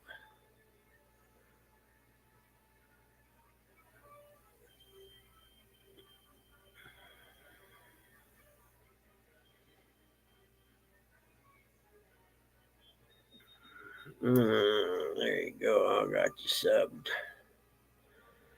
Got you subbed there, Rocket. Now, what did I do now? Oh, there it is. There it is. I got it all jacked up now. Come on. Gosh darn it. I'm trying to, I don't know. I give. Just stop. I don't know what I'm doing now. I'm struggling this morning. I'm trying to turn it back on my phone so I can do stuff in the chat. There we go. Okay. Now I'm back to where I should have been to begin with.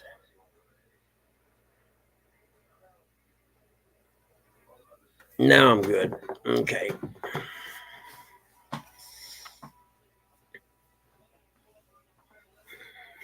Yeah, ain't nothing can ruin a Pop Tart, Nate. I'm telling you, nothing can ever ruin a Pop Tart. Yeah. Some folks pay extra. Yeah. Yep. That's a big charge for that in Vegas. Benoit, we're gonna have fun then when I come up fishing for sure. We can try to outgross each other. My best one so far is I got up one morning. I think I was gonna do a live that morning or something, but I got up and walked in the bathroom and just happened to be barely waking up and stopped. And there was a trail of poop all the way through the bathroom to the. And I just had I not been awake enough, I would have walked right into it. That was just recently, right? Yeah, that was about a month or so ago. Yeah. I think I was in a really bad mood the rest of that day, if I remember correctly. Probably said mean things to people I shouldn't have, but Actually, you weren't. You weren't. You took things in stride that day. I no. recall it. That's what I recall it. You weren't. You weren't in no grumpy mood. Okay, that's cool. I know I was in there when I was cleaning up the bathroom, believe me. Yeah. Well, you were on the stream. If you know, it's one of those things you just accept it.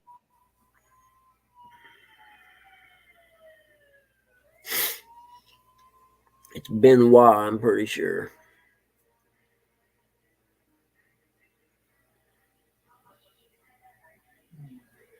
Yeah, I was barefooted too, Benoit, so you can imagine it would have brought back flashbacks of running across pastures as a kid and stepping in fresh cow poop.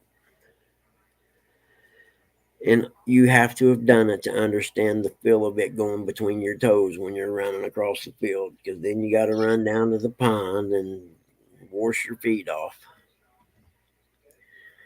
If you're lucky, you Think didn't of it, slip it and wasn't been. slide. What's that? I said if you're lucky enough that you didn't slip and bust your butt over that Yeah, once you that's stepped what on would it. happen to me. I would have fell in it. There's no doubt, and I'd have had it all over my pants and shirt. And I'd had to get in the shower fully dressed, and I'd have been screaming at the top of my lungs by then. I'd have been so mad, which I can do here from the bathroom because take my word for it, they cannot hear me. And I learned that from being out of toilet paper and trying to yell in here to ask someone to bring me some. And between the TV being at over 80 on the volume level and no hearing aids, there wasn't nobody hearing me.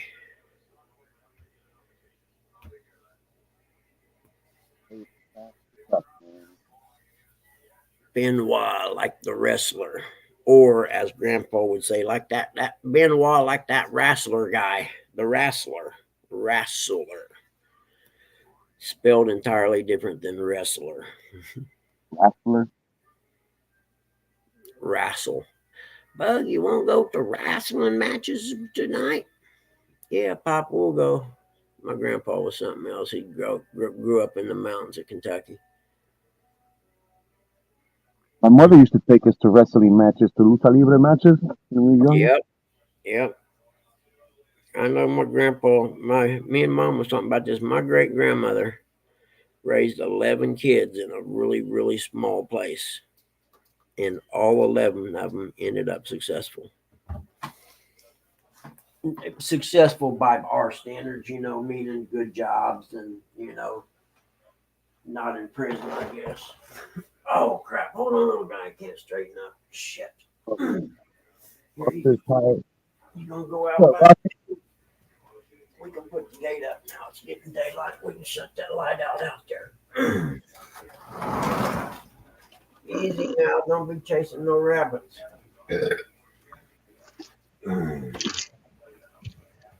Whew. You know what? It's cold out. Let's see what the temperature is. I think it's in the 50s this morning. He got another little one. Let's look at the temperature. 55. I thought it felt cool. Oh no, it's 52 right now. Supposed to be in the 40s tonight until tomorrow morning. Oh really? I know that said here the high today is like 69, and I'm good with that. It's 70 here, I think 70. Really? 5 degrees out here right now. Ben, I use this stuff, and I learned about it from dogs. It's called Nature's Miracle, I think it is. And I like that apart as just talking shit. I like that. It's called Nature's Miracle, and it's mainly for dogs. And it's the only thing I've ever found. It literally will take the stains out of carpet, out of clothes, the pee stain stuff. It's amazing stuff. I mean, I buy 2 gallons, one for in here and one for in the laundry room because when I have to wash Dad's clothes, me or Mom, we have to put a cap full of it in the laundry, and it gets the smell out of clothes too. It's awesome. Anything that can get rid of like dog pee because it stains is really Yep. good. It's called Nature's Miracle. It's not cheap. Don't get me wrong, but I guarantee you it will get the stains out of carpet. It does the do. Does indeed. Yep. It and I use it to get, and it gets the smell out, which is the best part. It's amazing stuff. It works great because I use it. And Dad, sometimes I have one of them like puppy pad What up? things. You don't need the air conditioner today. Hey, you better mute that. And I have like the puppy pad things I put down in front of Dad's pee chair thing because sometimes when he gets up and tries to get into the pee chair and he's pulling down his pull ups, he'll already be peeing, but he doesn't realize it. But there was a time that it happened and there wasn't a puppy pad down, so I was like, "Oh shit, this sucks." I've used that stuff, and that's when I was like, "Oh man, this will work." So it's worked every time. I buy a gallon for in the regular part of the house and a gallon in the laundry. It's in a white jug. Just go to Amazon and search for Nature's Miracle. Hey, Rocket, you'll like her channel. She catches a lot of big fish. The pressure washer. I got a gas powered pressure washer that'd peel skin. I'll be nice. I could say something. I seen it peel wood off of landscaping timbers. That's how hard you can adjust it. You know what I mean? And it literally will peel wood. Are you guys? Are you in for the count? Okay, let me put the gate up. Oh, man, this is gonna be a hard day today, guys. My back is jacked already for some reason. I ain't never had back problems before. That sucks. Here, little guy. Sorry, I didn't hook that. It was probably too small. There you go, buddy. Small for the hook. Come here, Morning, buddy. Indian Chris. Going out. What's up, double hook? After I get your next one. What's up, Dave? There you go, little guy. There you go, Jill. I'm horrible with names, man. I really admire y'all people that are able to remember people's names. Because even if I know someone's name, I still call them by their Facebook Well, name. I mean their YouTube I name. know. I know Buggy's name, but I still call him Buggy.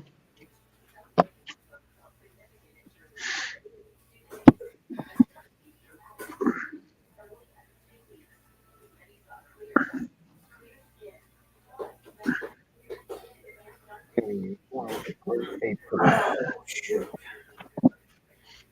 What's up, Duck Love and Mark? Yeah, that's a nickname that stuck with me my whole life, man. My friends still call me Buggy. Yep. Oh, crap. Oh, I'm going to have to find something for my back today. Jeez, that ain't going to Doctor work. said you backy out of me. Hey, DHA, good to see you, buddy. Hey, Mark. Hey, what's up, Mark? I happened to wake up at, 2 o'clock in the morning the other night, and Mark was live catching flatheads. What's up, CNC, catfish and crappie? Yeah, That I'm guy loves horrible. that guy loves ducks. Just to let you guys know. Who's that? I'm horrible with Mark. names. Oh, does he? He's a fan of the duck, is he? Yeah, he's a duck lover. Yeah, Mark, it's 52 here, dude. I'm with you. That's why I slept so good Monday night and didn't wake up yesterday.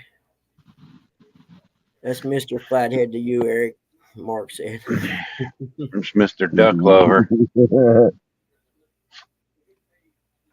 He loves ducks so much he makes lures out of them in Hey, jigs. John, you said you wasn't going to tell nobody about the crab story, man. Jeez, I ain't telling you nothing ever again. If you ain't had the crabs at least once, you didn't live. You lived a sheltered life. That's right. Eric's projecting his perversions. uh, my son used to tease me about being old, and I told him, hey, you know what? This is back when he's in high school. I said, hey, when I was your age, we had undetected sex. We didn't have to worry about dying.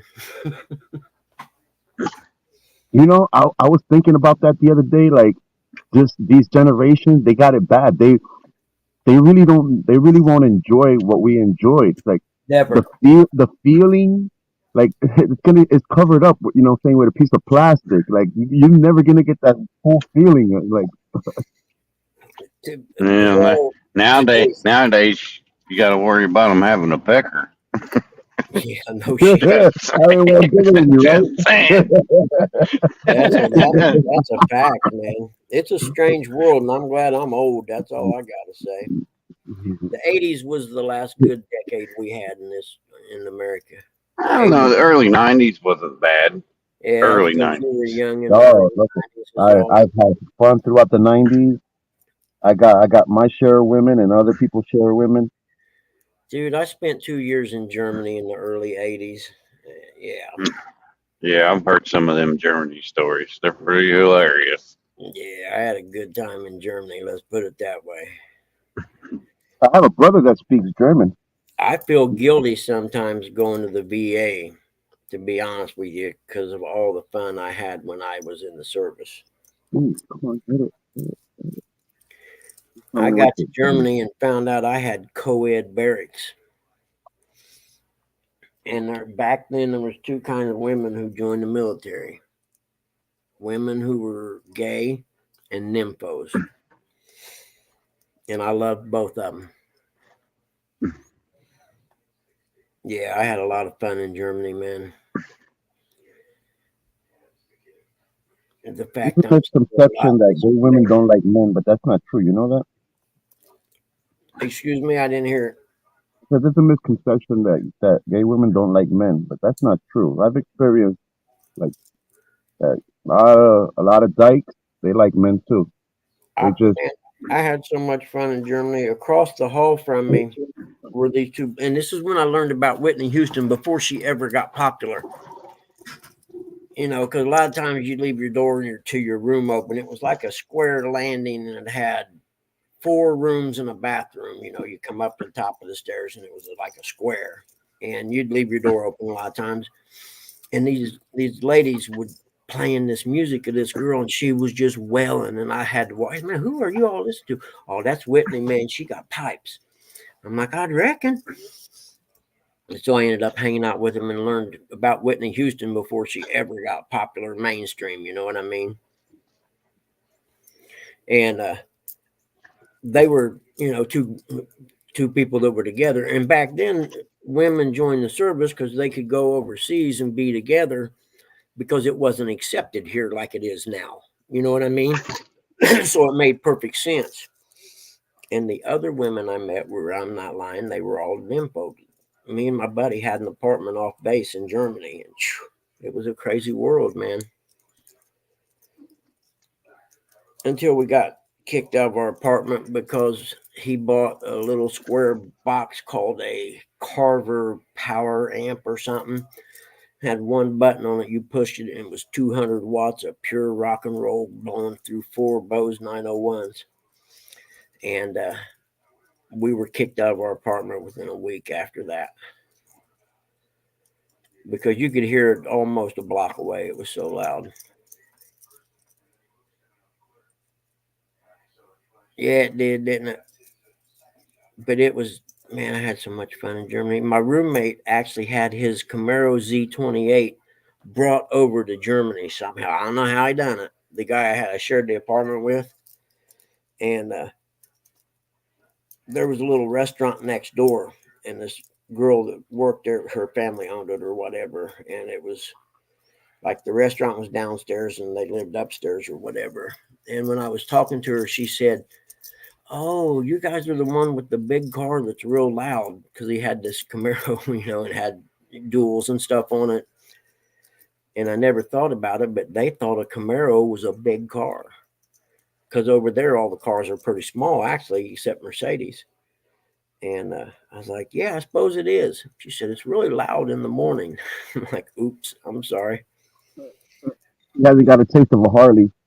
But I never, in it, you know, I was young then and didn't really think much, but I never did figure out how he got his car to Germany. He had to ship it over there somehow because he'd been there for, I don't know, he'd been there for 6 years or something like that. Yeah, they do. Germany definitely threw me out and said, "Don't come back." No, I had a lot of fun in Germany. You know, I do regret though, because I was young and when you're young, you don't think about the fact you're never going to get to go there again. You know what I mean? And there were so many cool castles and stuff that I could have went and seen. Instead, I was hanging out in downtown Frankfurt at the bars and stuff, you know. And I Yeah, do have that one regret. I was so close to so much history and didn't go see any of it. The castles, yeah, because when you first got there, you get this in processing system, and in one of them, they take you to this small castle in the Frankfurt area, and this thing was so cool, unbelievably cool. They had a hallway, and you had to wear these gray felt slippers, real thick, like a half-inch thick felt slippers. You had to wear when you went through this place, And you come down, you come in the entrance, this big long hallway, these unbelievably polished wood floors. But from floor to ceiling, all the way down that hallway was nothing but animal mounts, like deer and just all kinds of different animals. And then there was one room in there that when you looked up at the ceiling, okay, the ceiling was flat, like a regular ceiling. You just run your hand all the way across, it was flat. But the guy who done the painting on the ceiling, it looked almost 3D. I mean, like at the edge, it looked like there was trim board going around the edge that made it look about 3 inches deep. And then there was the painting. And the guy was explaining that if you were to take a ladder and go up there and run your hand across it, that ceiling is actually flat, but it looked 3 dimensional. It's really cool.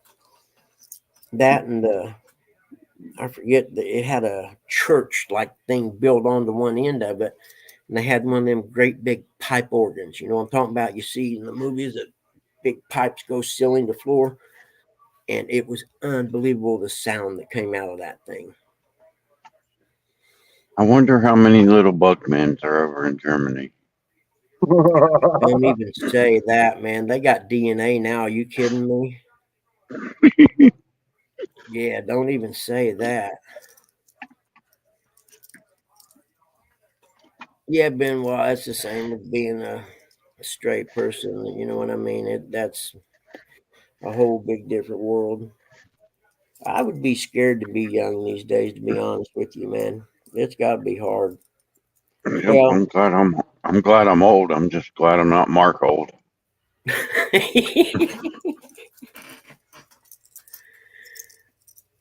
Marco, waking the neighbors. The first Harley I ever had. I built a Sportster out of a basket, right? It was a cast iron Sportster, 77, I think it was. But I had this neighbor kid that'd come home every night about 10 or 11 o'clock with the bass thumping in his car. You know what I mean? Well, I'm working. I'm getting up at 5. I'm asleep then. And he'd wake me up almost every night.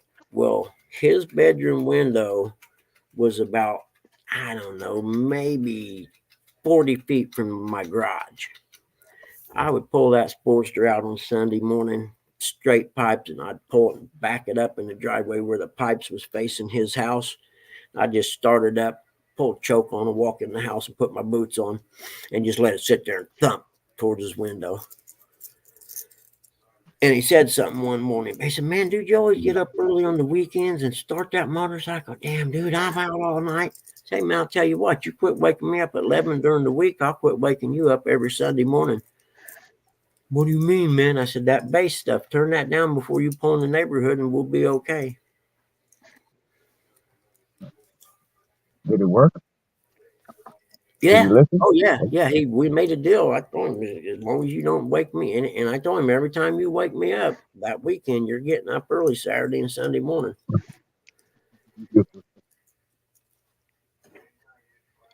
I love it. Because it had straight pipes on it. Nothing sounds better than cast iron Harleys. I don't care what anybody says. Cast iron Harleys sound awesome. The big ones, even the Sportsters, they sound great. Not like my little girl's woofoo bike I got now, according to John.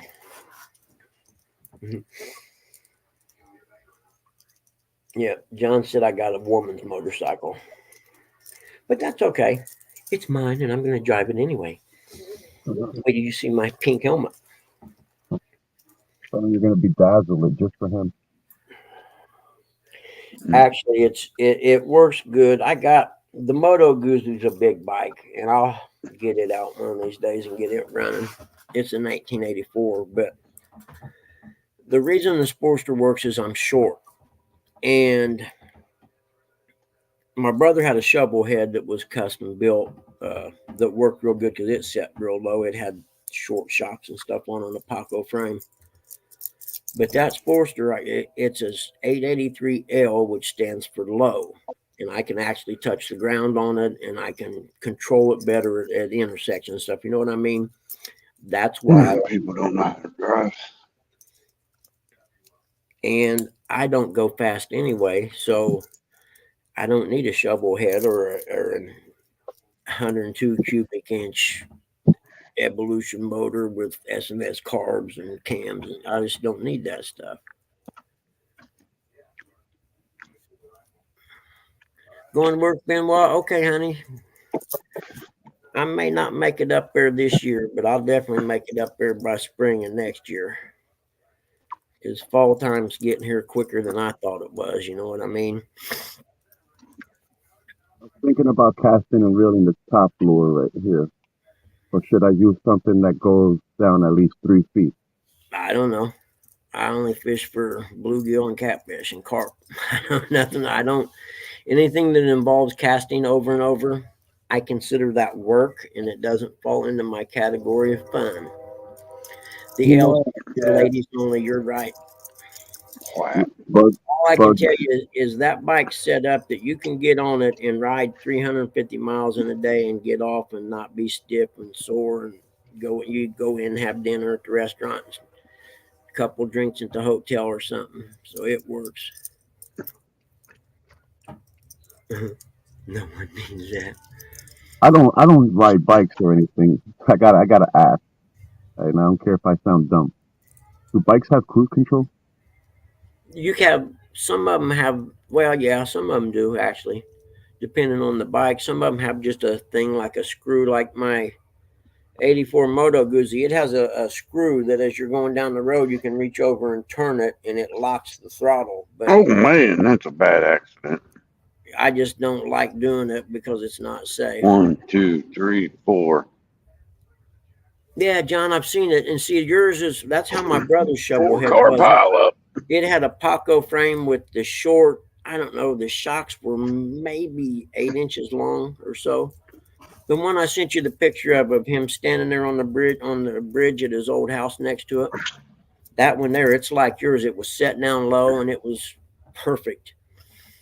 And then because he was getting all messed up on the drugs and stuff, he ended up taking the motor out and was building a hardtail chopper like he had in high school with like 18 over girder front end and stuff.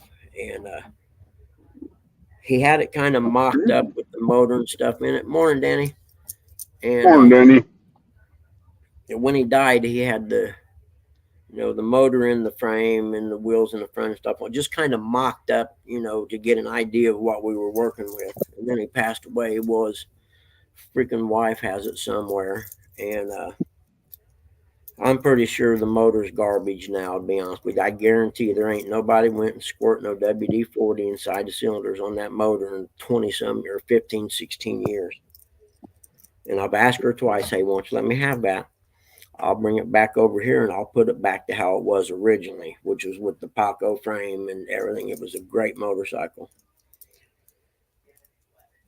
And that motor was nasty. The guy who built it, his name Bob Marshall, owned a Harley shop here in town, not a dealership, but a shop.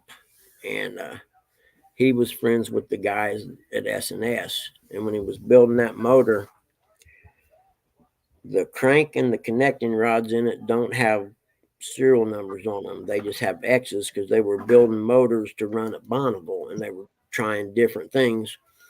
And it didn't do what they wanted it to do at Bonneville, but it was still good. And they sold it to him or give it to him to put in that motor. So you couldn't even really buy it, I don't suppose, if you and I don't know what he done. It was a shovel head stroked out 96 cubes and had S&S crank connecting rods and I don't know what he done to the heads and the valves and stuff, but it sounded like a funny car when you got on it.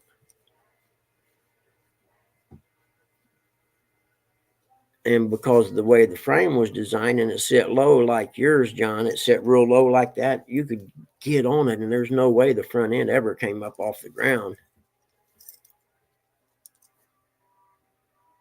Yeah, there's a guy here has one that's one of them small pickup trucks from, you know what I'm talking about? It's a rat rod like that.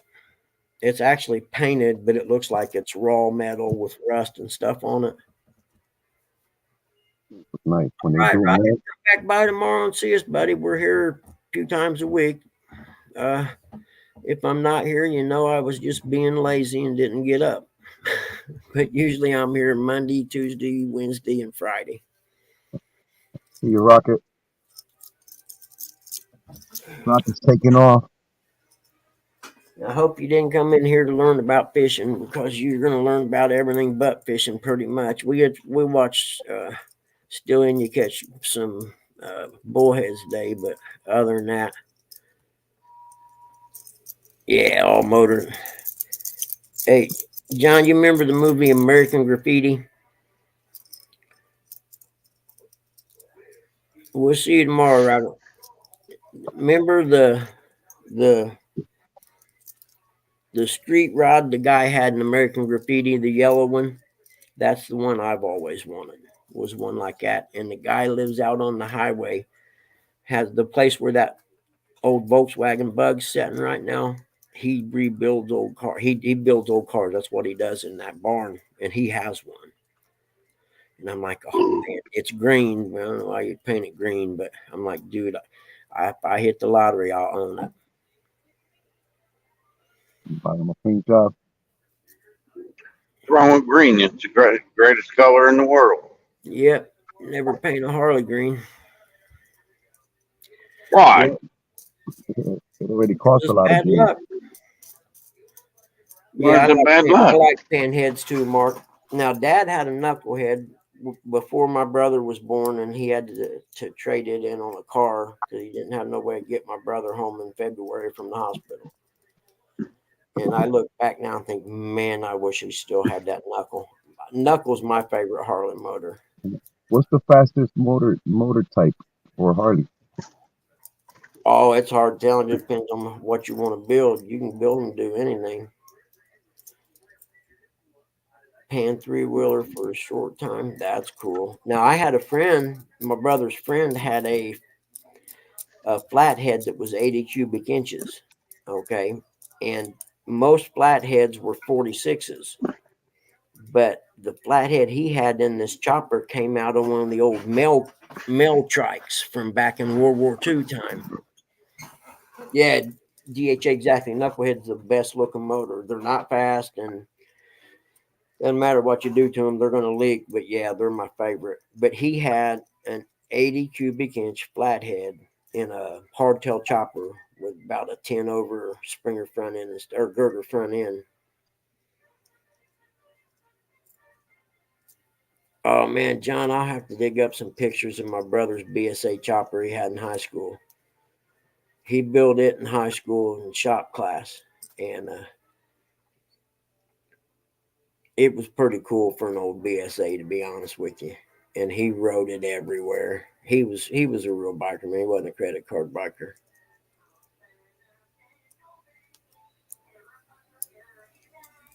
And I don't know why his wife won't come off that panhead or off that shovel head. It's not like they had adopted a child before he died, and the he has Asperger's, but he's a genius. You know what I mean? The guy was accepted to Purdue engineering school and decided he didn't want to go there, so he went to ITT and learned to be a machinist instead.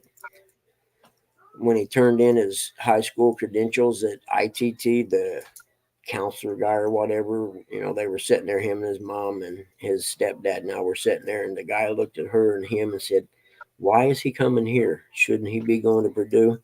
She said, "Yep, he doesn't want to though. He wants to be a machinist." And it's what he wanted to do. And he's never going to touch that Harley. You know what I mean? There's no way he hadn't even asked about it in all of his lifetime. And I'm like, Sherry said, "Well, I'm afraid something will happen to it if you get it." I said, "No, what you're afraid of is the fact you'll never get it back because it should be mine anyway." When he died, he had a garage. He had that shovel head in it, a Corvette, a workbench with cabinets under it full of all kinds of Harley parts. And when he died, I went in and took the BSA dealer sign off behind the workbench that came from Mark's BSA shop in Muncie in the 70s. That's the only thing I got in my brother's at the time. That's all I wanted, because I was kind of mad at her, about him dying and stuff. It's a long story. But anyway, I should have got his Harley, the street Harley he had.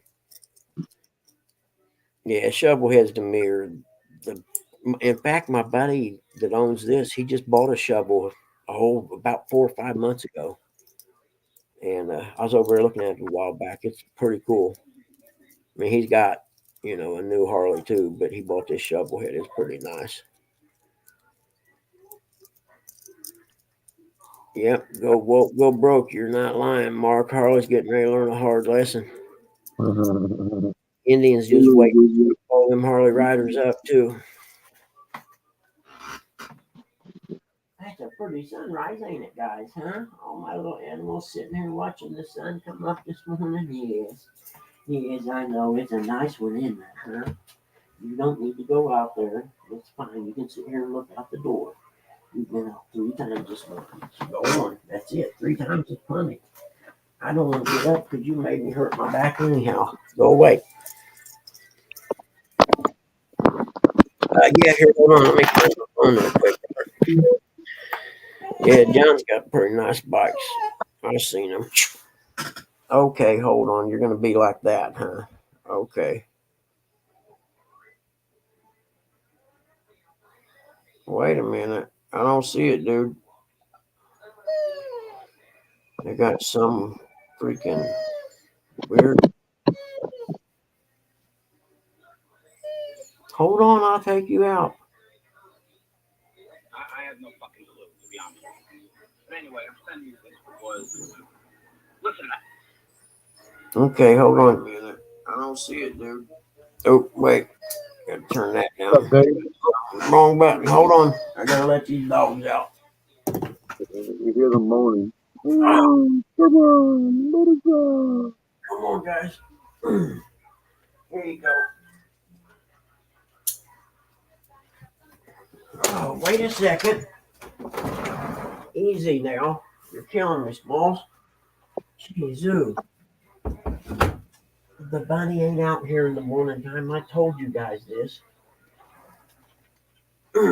Damn, my back hurts. That sucks. Yeah, John, here we go. Looks like it. Yeah, there we go. Let me find it real quick. There it is. Yeah, there we go. Hold on, let me get them big. Here we go. Let me see. I got to put me on solo. So, hold on. Exit solo. Me on solo. Oh, turn the cam on like that. Let's see if they can see it. Yeah, there, that'll work. Yeah, yeah. That's a pretty good looking shovel. And what year is the Sporty? It's got an aftermarket front end, so I can't tell how many discs are on the front. That's the only way I know. On the Sportsters in '78, I think it was, they came out with the dual disc. Let's see here.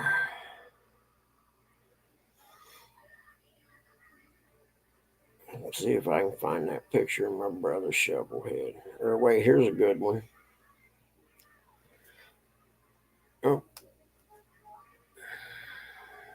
this was when I built my Sportster I was talking about in the basket. Here's a picture when I first started it. It's me and my buddy, the guy that owns this house. It's in his garage. I built that thing in the wintertime by myself. And yeah, there it is.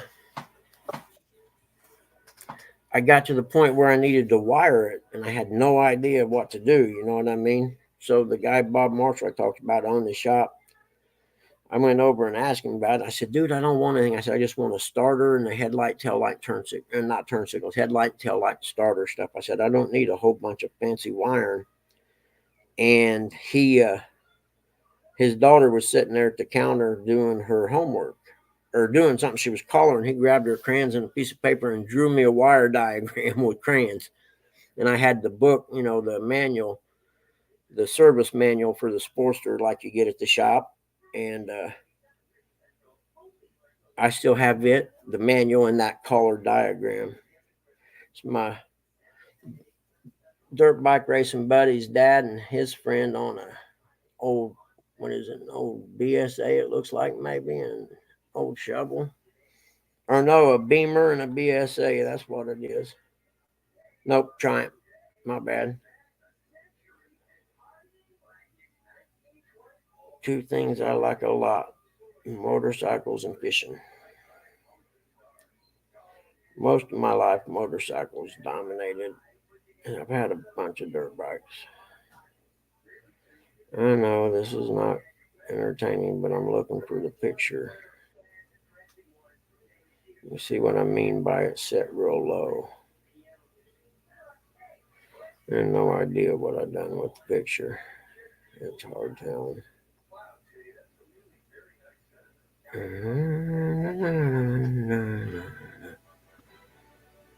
Oh, don't you come back in my house. Wow.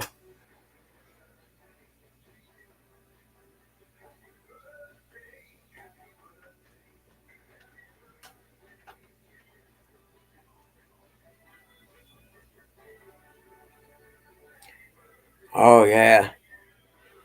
On that shovel head my brother had, when he got done building it, he had to take and mold the bottom sides of the tank because the head set so high, the tank wouldn't go down right. So he hand molded the underneath side of the tank.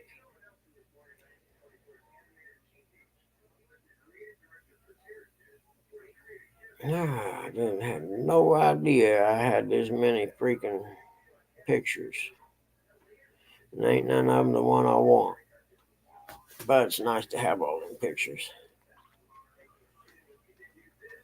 Here's one of the necklace I'm going to send to Eric for Christmas. I better not. Never mind. I'll get a strike for that or something. I better not do it. And Dave Matthews, yes, sir. Oh, there's the Goozy. Oh, where are we at? 100% all original 1984, baby. It ain't got the saddlebag on the back right there, but yeah, that bike's fun. I like it's got chrome on the fenders and stuff. It's a pretty cool motorcycle. I'm getting there. Hold on. Hey, John, here's something that's pretty rare. Oh, shoot. Where did it go? Here it is. It's a Triumph International 6-day Enduro motorcycle. All original. Can't see if I can get it right or not, but that's a rare puppy right there. That's my buddy that I race dirt bikes with owns it. I know, I'm showing pictures of motorcycle. I don't care. It's my show. There's the Goozy with the bags and everything on it. Yeah, buddy. Tell me that bike wouldn't look cool with a sidecar on it. Yeah, that Triumph is actually a dirt bike for the International 6-day Enduro. Yeah, it's really rare motorcycle. No, just because you came in doesn't mean you get a treat. Are you kidding me? No, just wait a minute.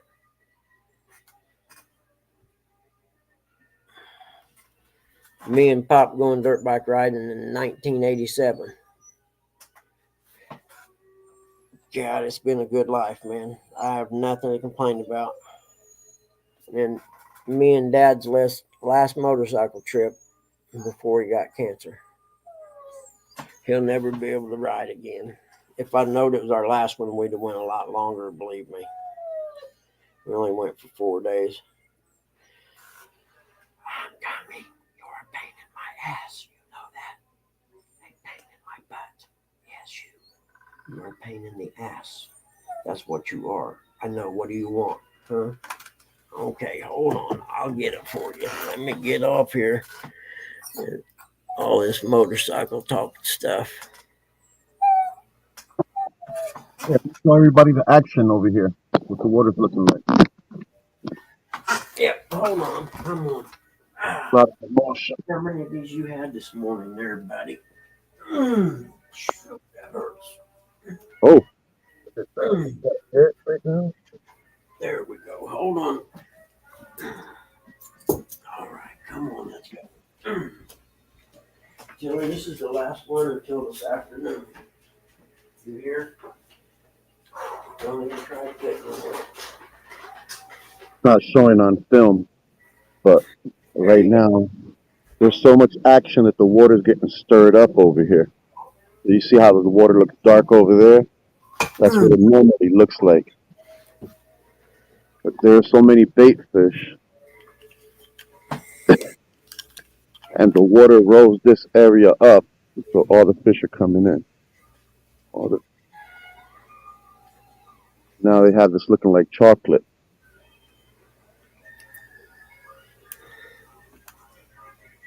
Here's a good one for prosperity anyway. His dad helping me work on the goozy when I first got it because it had set for a while. That would be a good one to keep, actually. You see all the action? You see all the bait fish getting attacked everywhere? Hey, here, hold on, I'll put you up. Wait. Who's that cool guy right there, dirt bike racing down in Florida at a national? Look at that young man. He wasn't fat then, was he? I was not so fat then. I don't know Yep, what. that's before he discovered strawberry Swiss rolls. Yep. And this is me afterwards.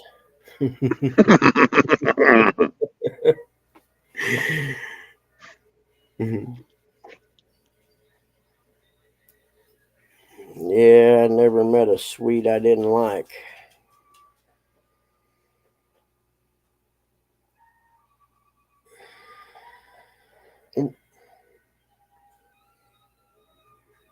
I know I got a picture of that shovelhead in here somewhere. I don't care if I got to go all the way through it. Well, there's a trophy from the Jack Pine Enduro, 4 feet tall with a cowbell on top.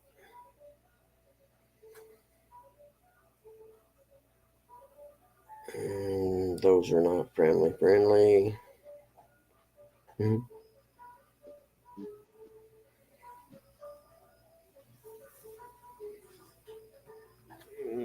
Me and my grandson on a little Honda XR80.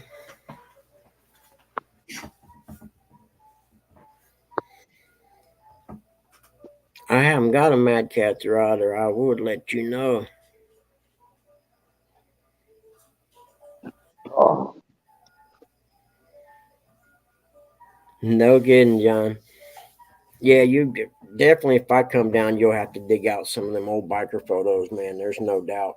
I can sit and talk motorcycles for days. There's my bike. Last bike I had when I was actually racing hard and running for points and stuff. That was a pretty good motorcycle right there.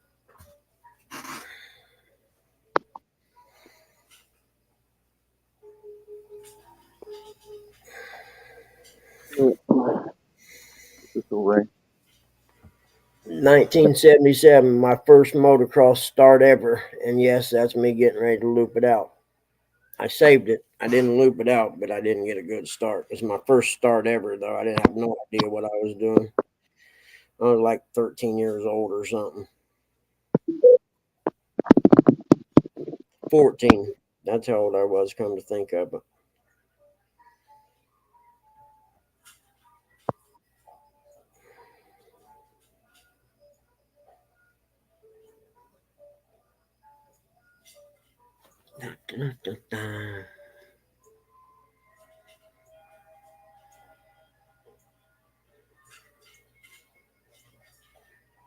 That's cool, John.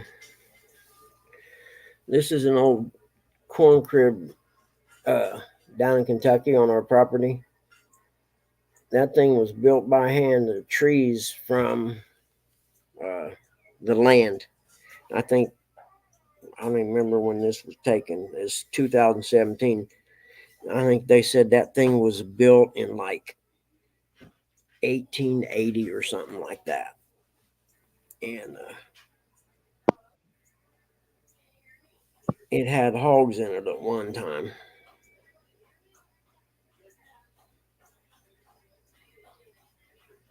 I haven't looked through these in forever and a day, man. I'm sorry. Dirt bike racing. This would have been 88 when I first got out of the Army. Me and a friend of mine getting ready to start a race. I'm in the red one.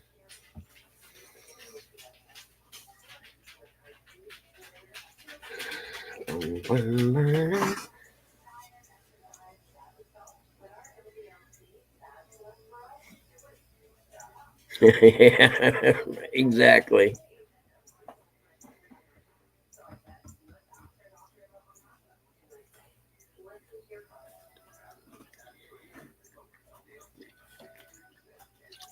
All right, I'm done looking at pictures. One more. It's not a motorcycle though. This piece of driftwood I found. Isn't that cool?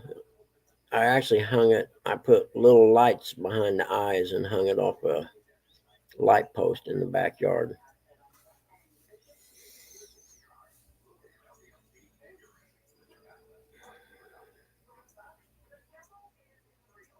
Ooh, we're gonna save that for a background.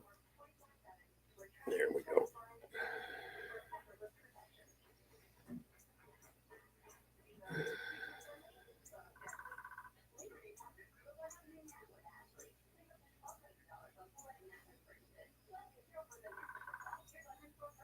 Oh, you can hear that big old woodpecker out there.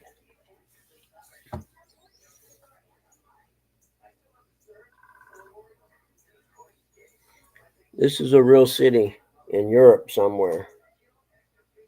How'd you like to steal that street sign?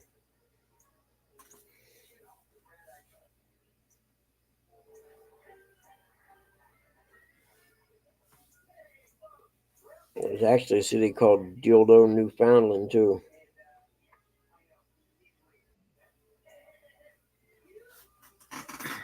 Morning, dog. You fishing today or something? Good morning. I hear, brother. What's that? Oh, look at you, fancy man with your fishing rod. Yeah, I stopped by the Bass Lake on the way home from work just to throw a few and see what happens. Just because you can. Just because I thought John would like to see some bass. Baby bass? Yeah, there you go. Ain't gonna be nothing like Lindy catches. I can tell you that right now. It's in a bar in Germany in, I don't know, 83 or 4, I think, with my John Lennon glasses. We ended up that night, we ended up in some German clubhouse thing full of German people dancing and doing the chicken dance and stuff. I don't know how we got there. Hey, dog, what is it that you're casting?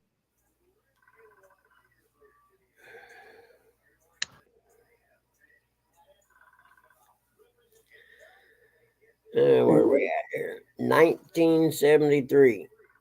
I think It's that's me still and my standing. first motorcycle ever. My little Yamaha 60 with the number 22 on it.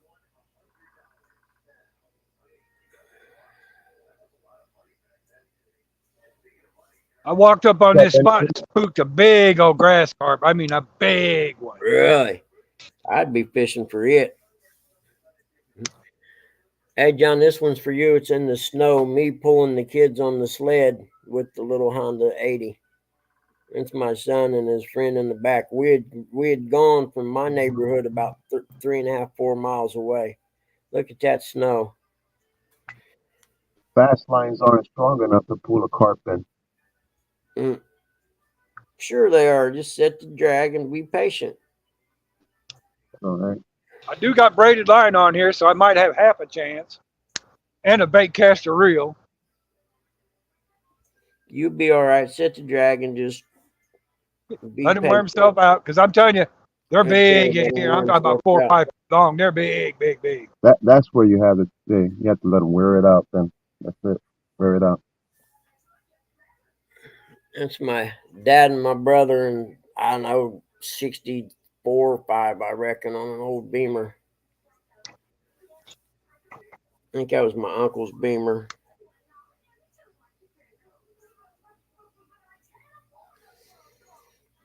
Yeah, I couldn't imagine life without a motorcycle.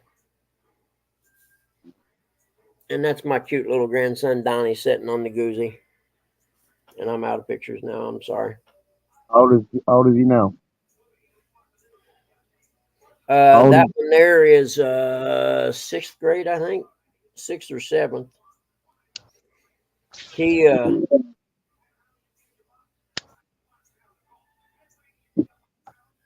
how old is he now? In his 20s, 30s? no, he's just in sixth or seventh grade. Oh, it seems like a Yeah, long he's time not ago. very old yet. My oldest grandson is 16. I think he starts driving this year. So no, I take that back. Donnie might be in junior high now. I don't know. It's horrible. I don't know them things, but that's me. Ask me what their birth date is.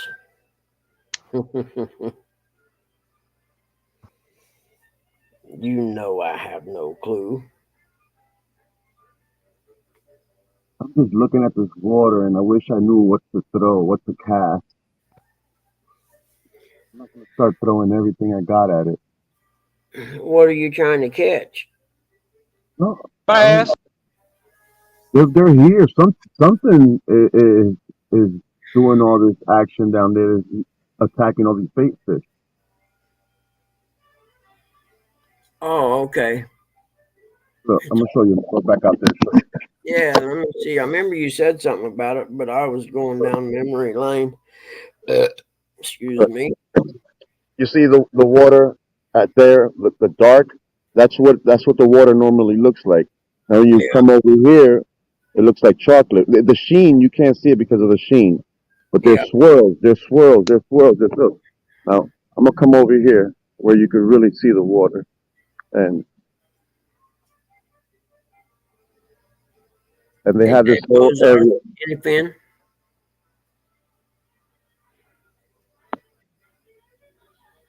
Yeah, They got this I water can see looking the like chocolate. difference. You can see the mud line right there. Yeah, right. You see that? They Yeah, have this water looking like chocolate quick. that's because they're in there feeding on something, huh? In Yeah, there. the water raised, and this is where the bait fish are usually in. So the water's high enough that all like Yeah. look at right here. They're trying to avoid whatever's underneath them. They're even jumping up. Gosh. Yeah, I have no idea what you throw for those because I don't fish for them, so I don't know. I would throw something that little minute you got that you want to keep it up shallow because they're evidently coming up feeding on the bait fish from below. You said, Below, right? yeah. I'm trying to start getting snagged. And you're right. This does sound like work. Really for that. I do have to work later on. You see the line? There's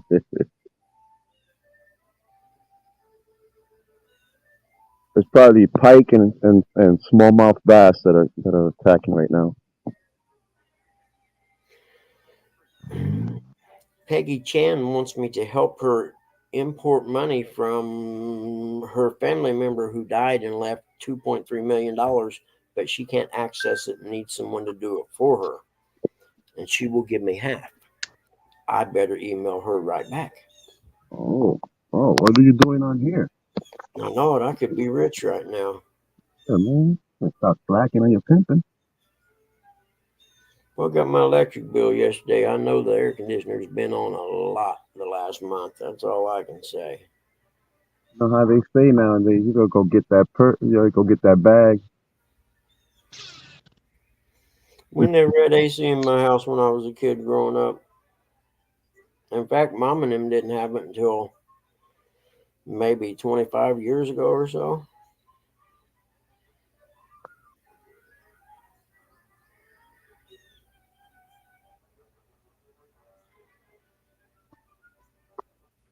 I have my phone plugged in, but the bat it just keeps dying. Oh, Okay, I gotta watch the Joe Biden's full angry DNC speech. I gotta watch that in a little bit. Trying to see if I got any emails that need my attention.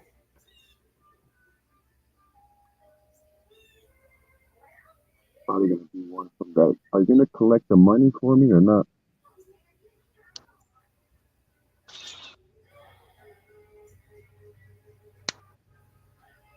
I don't know how people fall for those scams. I could understand how people fall for getting catfished because someone feels lonely and they could be gullible and stuff like that. That one but only to a certain extent. Like how long can you go without seeing somebody? You know, like really see the person that they're gonna keep telling you for a year. No, we can't FaceTime each other. Mm-hmm. You know, like I can't feel sorry for you there. And after 6 months, if you ain't FaceTime the person, you don't see with the person, then I can't feel sorry for you there. I'm understandable to a certain extent because you know people need company. But falling for those like I'm a king or whatever, and that what you just said, that scenario. Hey, Buggy, Yeah. got something to show you, brother. All right, hold on. Put it on. Let me put you up on solo. Let me move. Y'all making me work today. Look at this. Hold on. Heck yeah. That's Ding, what I'm ding, talking ding. There you go, John, baby. There you go. about. All right. Heck Now yeah. it's a fishing show. That's a real fish. This is officially a fishing show. That's good catfish bait. Hey. That's just wrong. I would never do that to a bass. Never. Catfish would. Oh, I know the catfish would, but they ain't gonna get it from me. Hmm. Well, shoot. I can't remember what I was doing now. I'll do it later, I reckon. Well, Time is. besides that, we can't use them here in the state of Illinois. So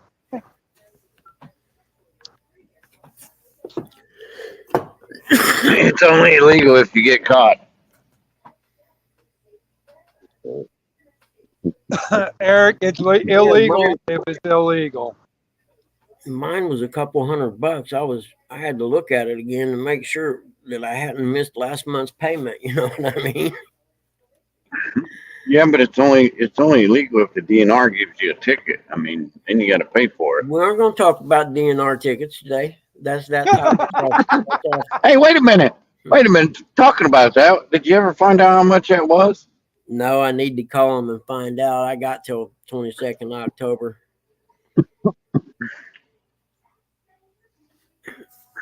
Come on, Yeah, guys. You know better than to ask Buggy that. You got to wait a week after he says it the first time before you ask him. and then you ask me again, and I might remember the next week. Hey, you just tell them send the bill to my second address.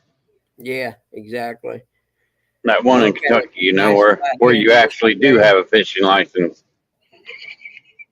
Hey, Mark, is that the one I came in the middle of the night, or is that a Did you hear me? different one? What's that? I said, did you hear me? Uh-uh. Oh, now you froze up. Yeah, John. You're I'm in breaking dead up. zone. Hold on, you're breaking up. You're freezing up. I'll tell you when. Oh, nope. Wait a minute. You're still freezing up. Oh, okay, Mark. I thought it was. Yeah. Yeah, John. I got a ticket the other weekend or other weekend, I guess it was. DNR guy come up to check my fishing license at the state park I was at, and I was like, "Yeah, here, it's on my phone." I looked all over. Morning, Terry B. Looked all over my phone, couldn't find it. I'm like, oh shit, let's go check in my billfold in the car. Look at my billfold in the car, can't find it. And guy's like, here, hold on, man, I can pull it up on my computer. And the funny part is, I was sitting there listening to my preacher church service while I was fishing, right? And the guy walks up and says, "Is that Pastor Tyner?" I'm like, "Yeah, as a matter of fact, it is." He said, "Yeah, he's the pastor for the DNR." here in Indiana. I said, he is. I said, I knew he'd done something with the cops. I didn't know he'd done it with the DNR too. So we kind of laughed about Pastor Tyner a little bit. And I said, well, come on, we'll go up here and see if it's in my billfold. Well, I can't find it anywhere. So he pulls it up on the computer, and you can see where I had a fishing license every year from 2000, which is when I moved back here, every year to 2023. And I guess I just forgot to buy it this spring, with all the crap going on with Dad and everything. And I told him, I said, man, I'll be honest with you, evidently I forgot. I said, you can see by that, it's not like I don't buy one every year. And I explained to him, what was going on and how busy the spring was. And the dude wrote me a ticket anyway.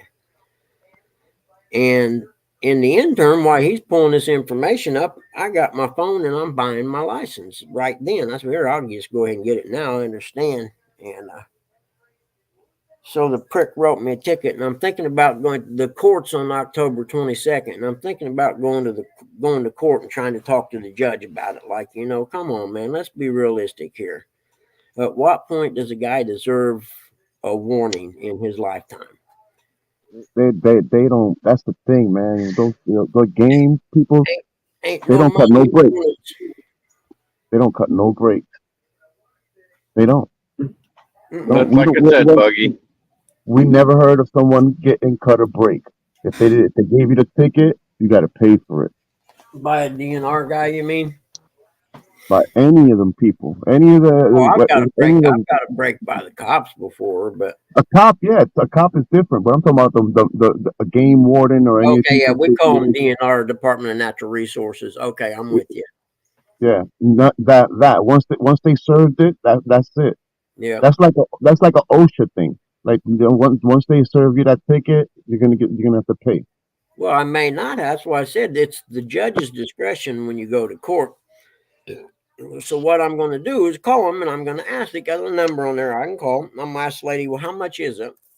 And I'm going to ask her, well, how much is it if I come to court and plead my case? And if it's the same amount, I'm going to court. At least he's going to have to come to court for writing me a ticket.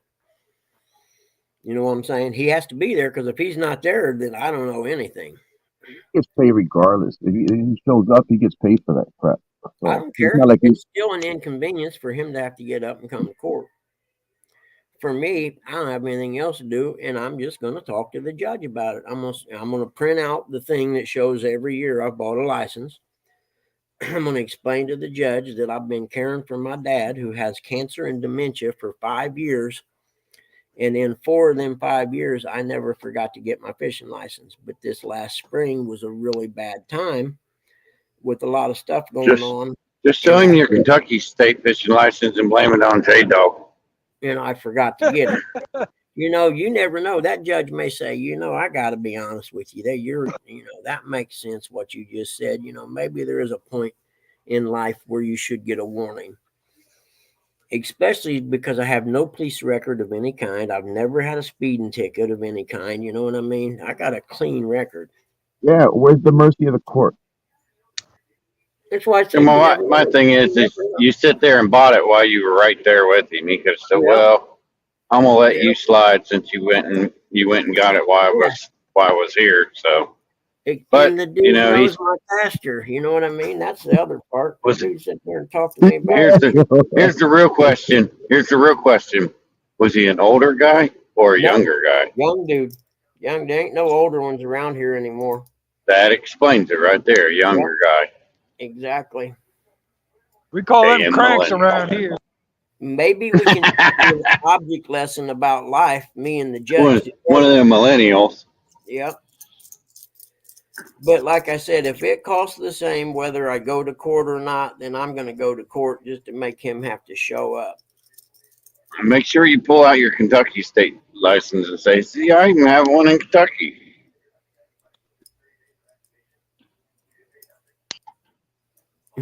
Hey, Buggy. Yep. Yeah. Buggy. Yep.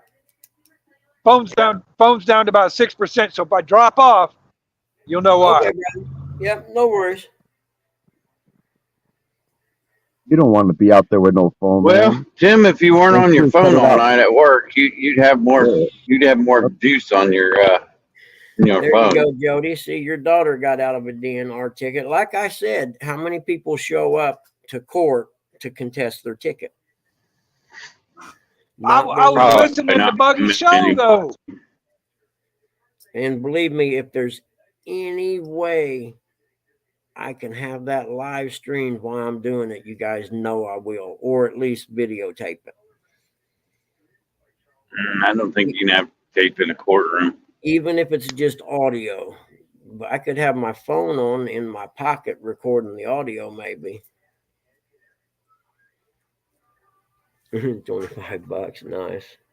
I don't know. They might make you turn your phone off.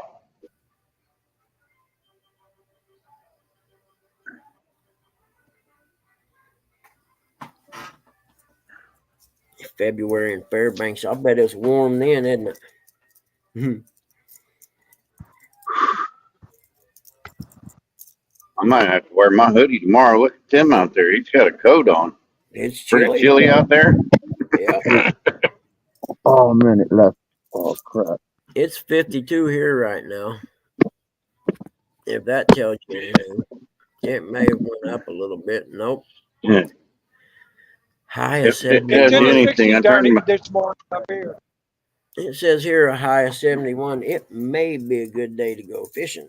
I don't know yet. I turned the air conditioner off and turned the heat on this morning No way. in the work truck. I'm sure I'll have to turn the heat on. Yep.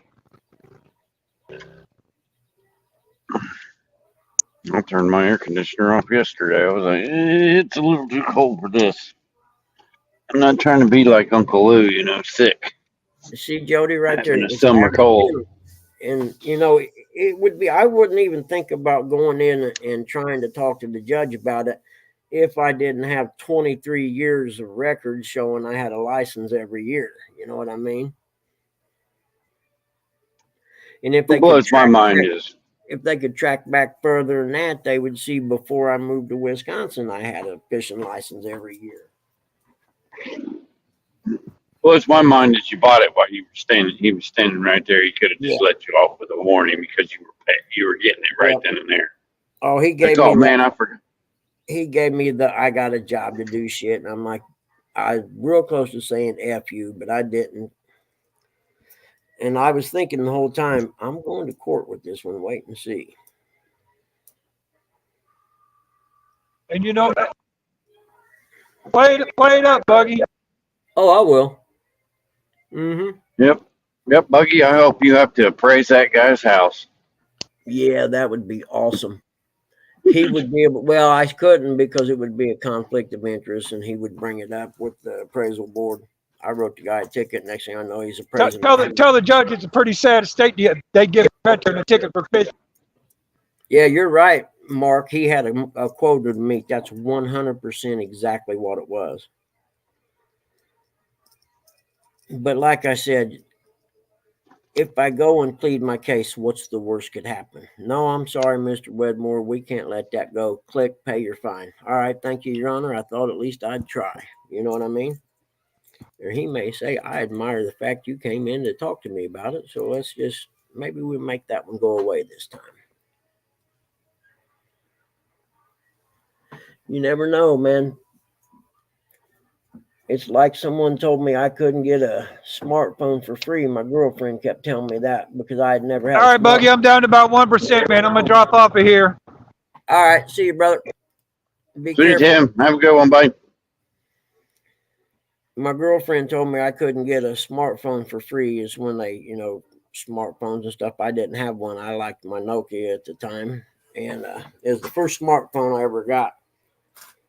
But I'd been with, at the time, it was Singular. Is that what it was called? Something like that.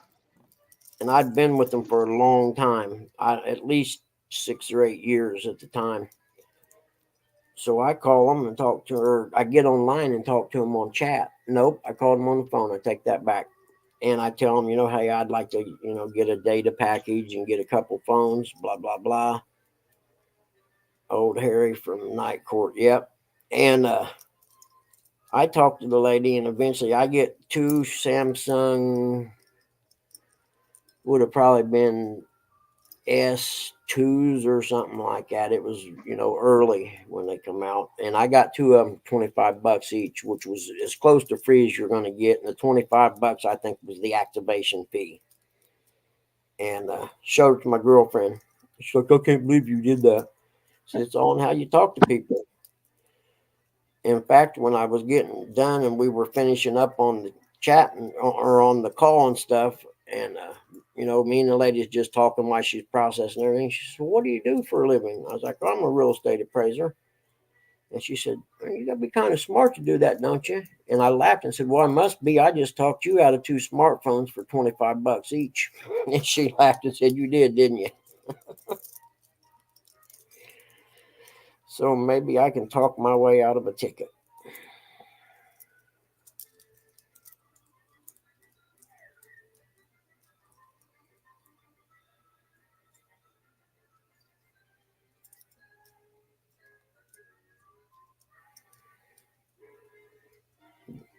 Well, isn't a buck whether he's got his horns on or not? And he's still got a pee-pee.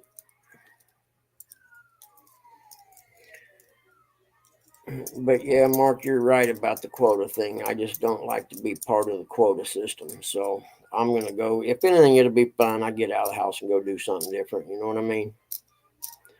It's going to cost me a couple $100 either way it goes, I reckon.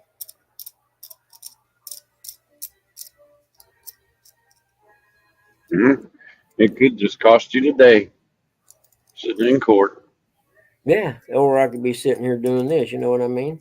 It could, but then again, it could save me a couple $100. We'll just Yep. see. It's worth a try, man. Or to live stream it. You never know if you don't ask.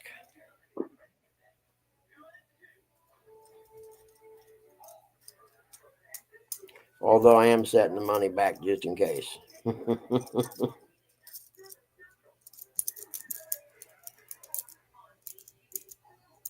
I'll probably end this at 8 today, I reckon. I got stuff I want to do. It's nice out, and I'm not going to sit here in the chair all day doing this.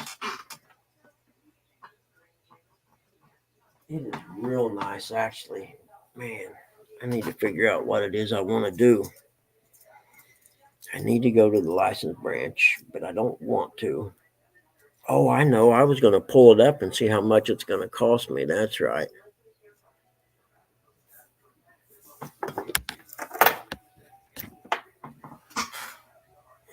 Too much. What are you going for the license brand for?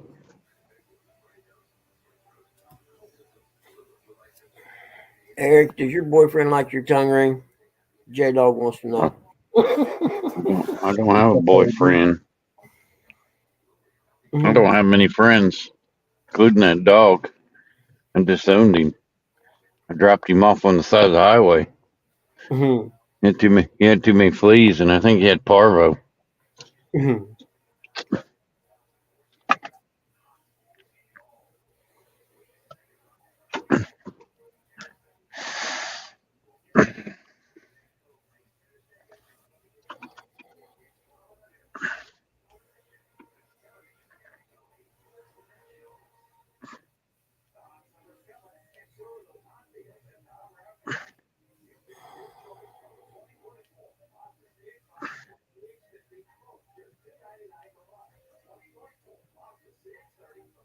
And the lady on the phone may tell me, "Hey, it's $170 if you just pay it, or it's $235 if you come to court, or $250." You know what I mean? And if that's the case, then I'm just going to go ahead and pay it. I'm not going to risk that much, difference in money. But if it's the same either way, I'm going to definitely go to court.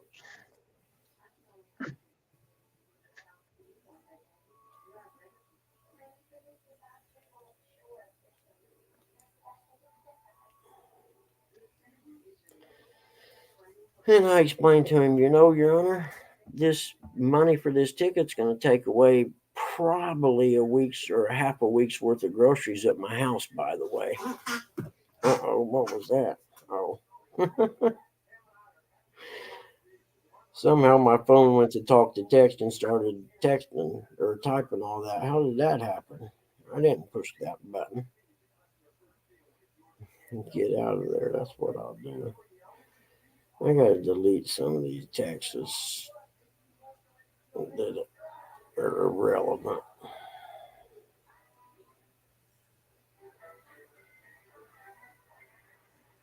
Let's see. This is AT&T. I don't care.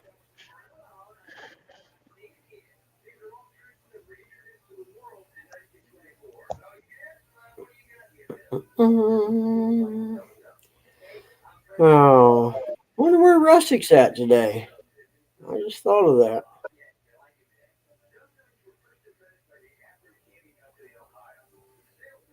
That plate like you, yeah.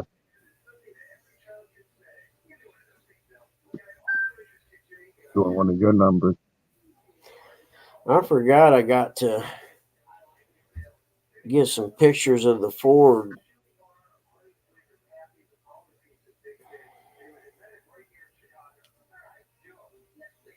I got to get some pictures of the Ford and get it for sale, come to think of it.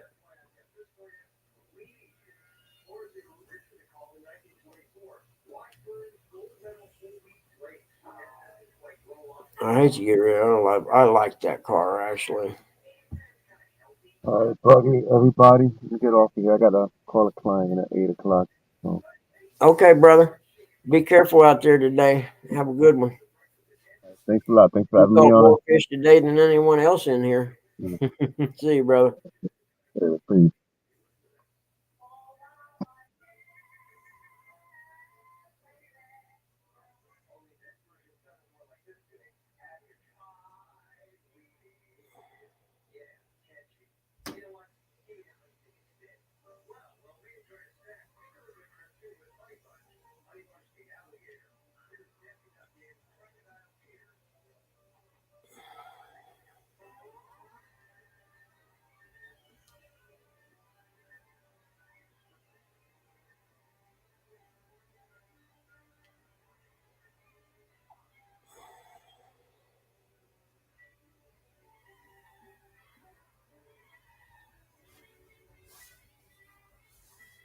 Hellfire is a serious thing.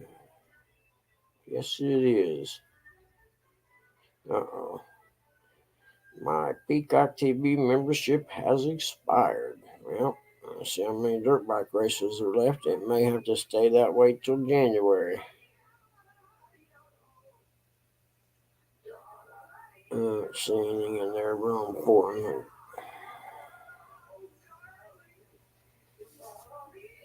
Man friend. Whoa, man. Yep.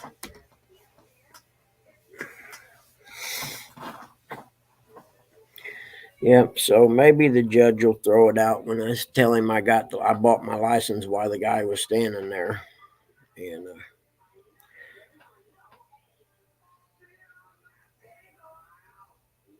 I I still really I don't understand why he wrote the ticket, to be honest with you. You know what I mean? I understand I didn't have the license, but I bought it while he was standing there. Plus, I have historical records that I've never tried to cheat it and not get one. I don't know. Maybe I just see things different. I'm stuck in Mayberry and the world's turned to New York City, I guess. I don't know. I'll stay in my little Mayberry happy go lucky world anyway. And let the rest of these people worry about crap. I would so go live off the grid if I could.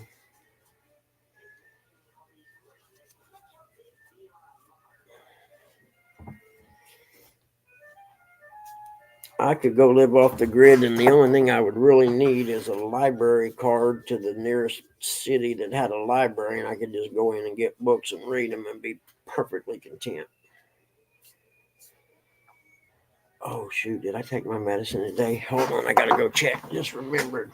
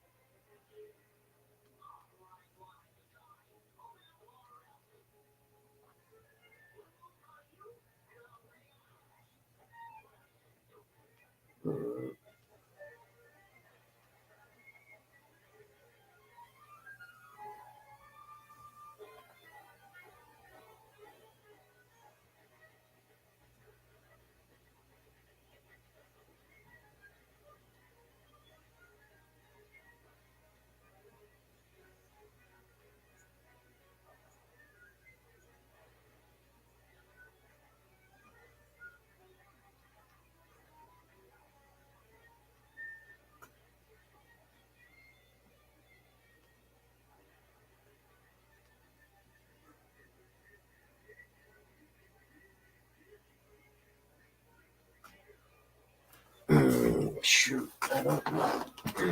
Get you some sun right there, Maxwell. Buddy. Say I blame you.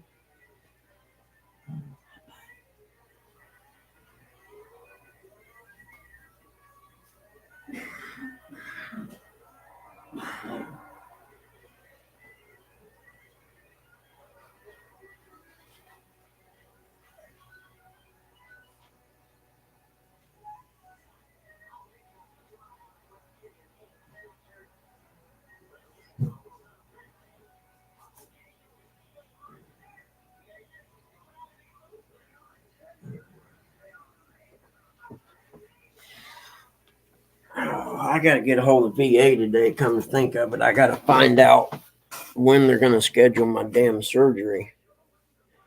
It should have been done already.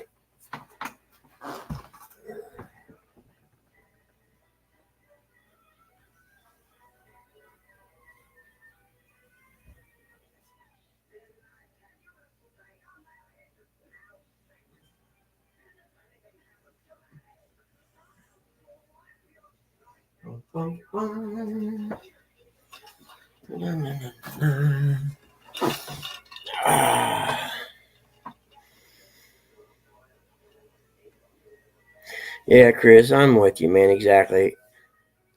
An oversight by a guy whose plate's really full. You know what I mean? I agree with you, man. It'd be different if he pulled up my history and I had a fishing license every 3 or 4 years, you know. But you could see every one of them.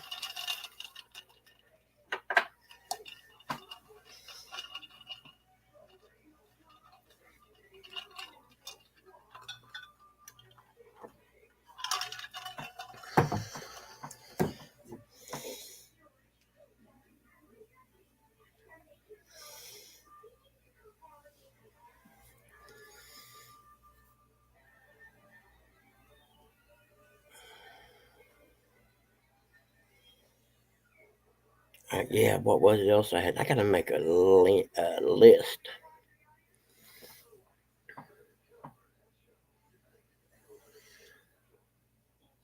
Let me guess, Mark, the Democratic National Convention. I haven't even looked at Twitter and or X or whatever it used to be. I'm avoiding all news this week.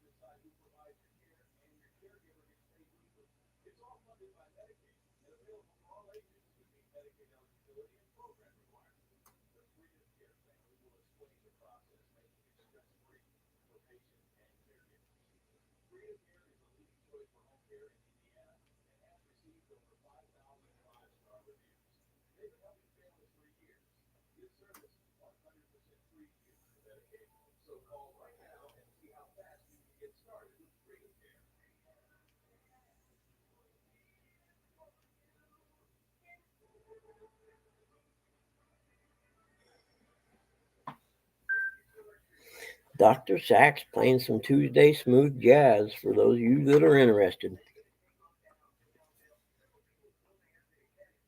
Yeah, he probably did, Mark. To be honest with you, we probably should not want to hear that.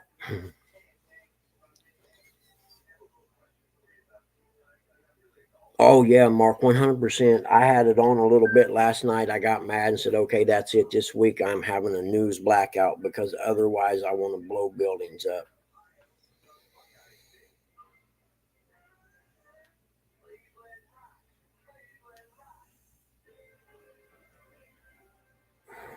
I mean, when you hear him talk, dude, I'm telling you, it just literally makes me insane. You know, if Kamala wins this election, the United States has officially become the movie Idiocracy, 100%. And it's over. I mean, yeah, Chris, they do have myhealthyvet.com or something along those lines. I don't ever call them. I always send messages. They have like a thing you can send a message directly to your primary care provider and stuff like that, and the pharmacy. You can get your scripts through there and everything. I forget. It used to be kind of hard to set your account up originally because they wanted to.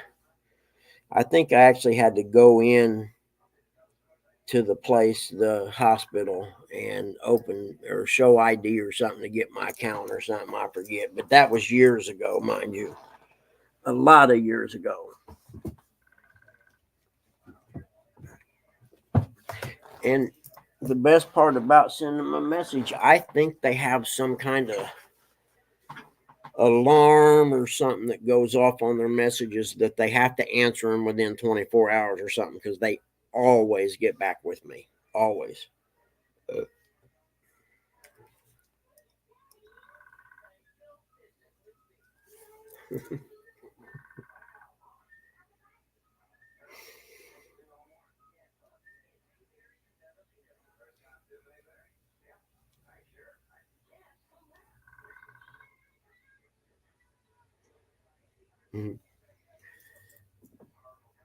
Let me turn this PC on and see how noisy it's going to be today.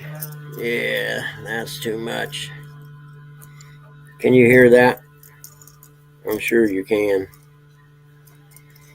But I can't do nothing until it boots up now and shut it back off. 'Cause I'm stupid like that, if you know what I'm saying.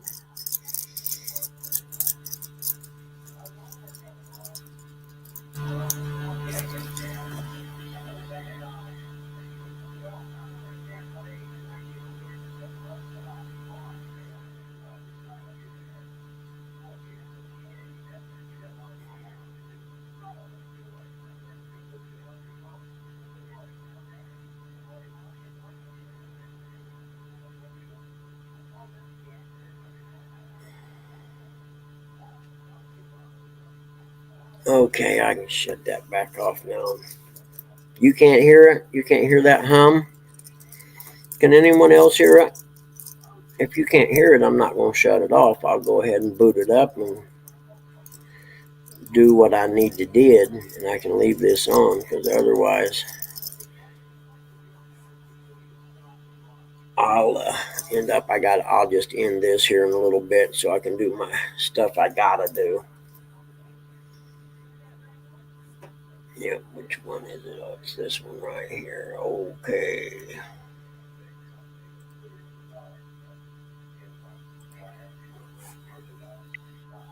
There we go. So y'all can't hear that, really? That's cool. I can hear it. Drives me nuts. I had to listen to it all day. I need to buy another one, but that entails money, and I ain't got that kind of money right now to waste on that. I'm still trying to get all my vehicles going.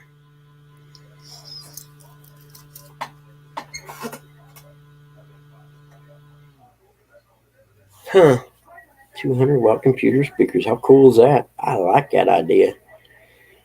I used to really be into, when I was in the service, and all the stereos and stuff in Germany was a big thing, and I used to really be into that stuff. I mean, back then I had some Clips KG4s that had a giant woofer in the back of them, and you set the speaker in the corner about 2 feet away from the corner and stuff. I used to dig that stuff. Hey, Skeeter, how are you, buddy? And when I come home from Germany, I had a killer stereo. Back then, cassettes were still around. This was before CDs came out, actually. And I had a Nakamichi cassette player that had a little door on the front, kind of almost like half hexagon shaped. And you pushed a button, and the drawer came out, and you set the cassette down in it and pushed a button, and the drawer slid back in, right? Well, when the tape was done, the drawer would open, it would spin the tape around and put it back in. Good to have you, man. I'm doing all right, brother. Not too bad today. I think he's dropping tires off right now. Yeah, it was a Nakamichi cassette player, and anyone knows anything about them, that they make they were known for making heads for cassette recording or 18-track recording heads. Even they were considered one of the top line or whatever.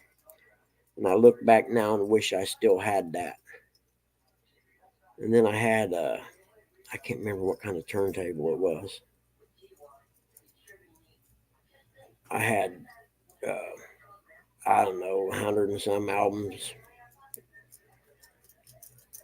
and all that shit got lost somewhere along the way. Isn't that a song?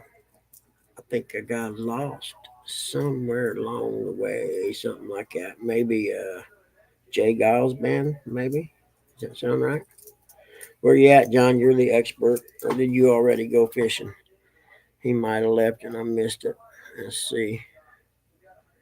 Here we go.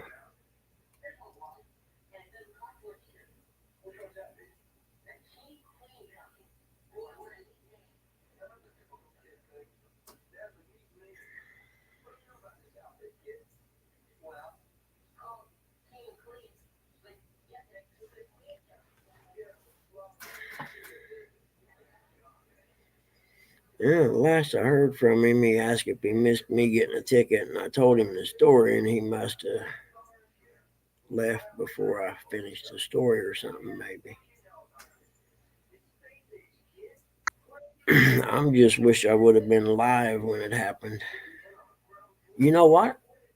I might have been. I, I can't remember. I'll have to look back. I might have been on stand day or something. Come to think of it, I think it was during stand day.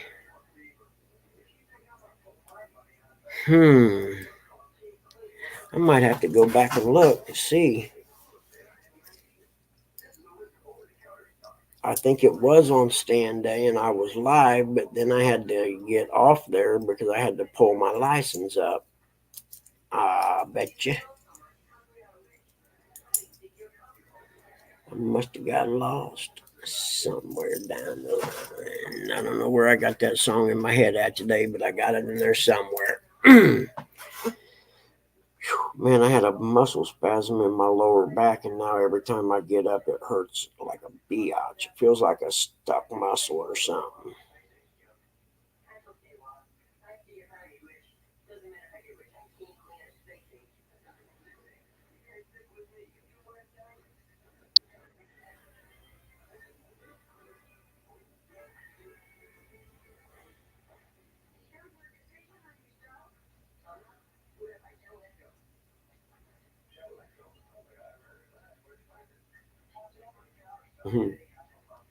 Cool. Hey, Skeeter, I'm going to watch your video later. Creepy Places looks pretty cool.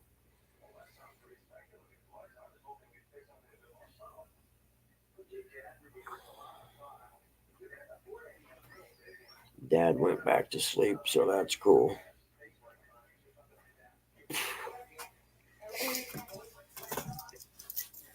You know what, guys? It's past 8, isn't it? Oh, shit. Damn it. Yeah, I was going to wait till Mark got back before I ended it. He said he'd be right back, so I probably ought to hang out till he gets back. And it was just a few minutes ago.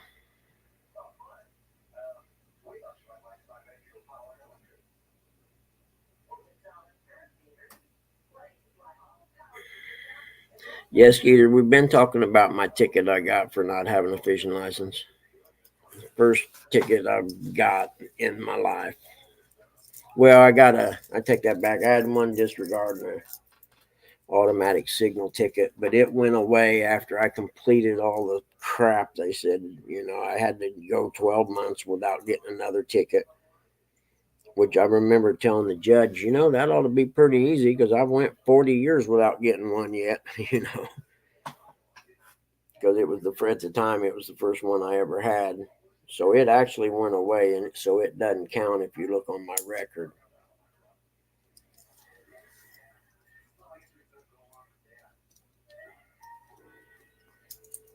Oh, cool, Skeeter. I'll have to check it out, man. I want to check out your creepy places when that looks cool. I like stuff like that. And I dig the stealth camping videos.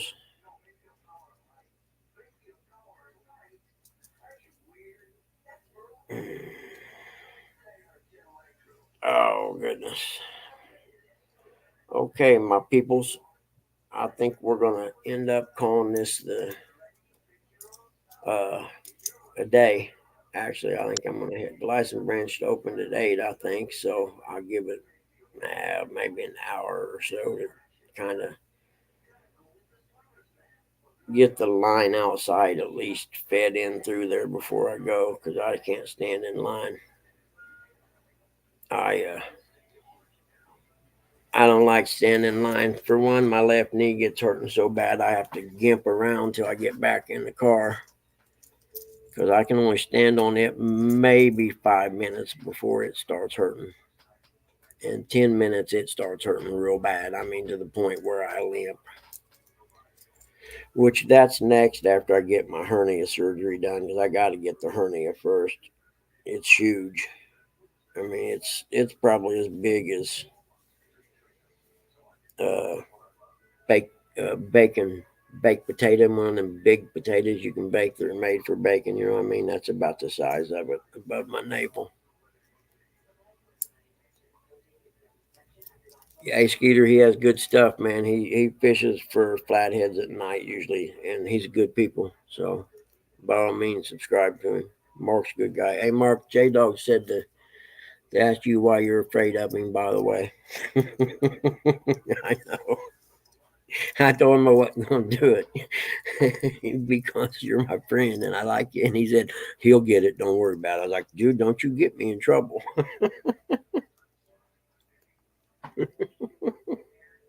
So anyway, because I've been talking J-Dog on text here for a while. What is today? Tuesday? Well, bar any sleeping in incidents, I'll be here again tomorrow. And if I'm not,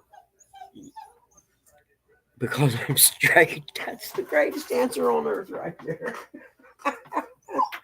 Hold on, Tilly. Wait. Come here, guys. You're killing me today. You know that. I am not. This is a no treat trip. Just so you know, there aren't no treats when we come back in from this one.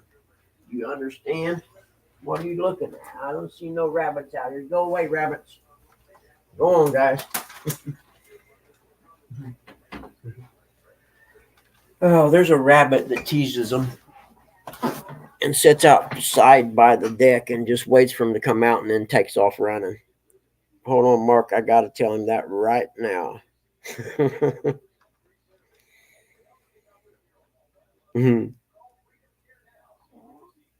I'm pretty sure he heard because he's listening, I'm sure.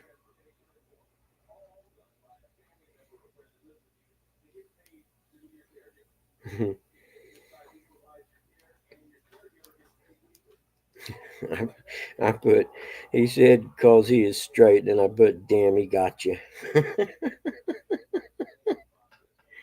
Hey, morning, Uncle Lou.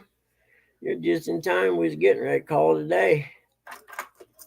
I got to go to the license branch today and get plates for the Sportster, change the title on the Moto Guzzi, and do something else. Oh, I know. I got to see about changing the title over on the Buick, but we ain't got the title from the credit union yet, even though the last payment was made a couple weeks ago. Oh, I know. I got to get insurance before I go to the license branch, don't I? Come and think about that. I think that's what I got to did.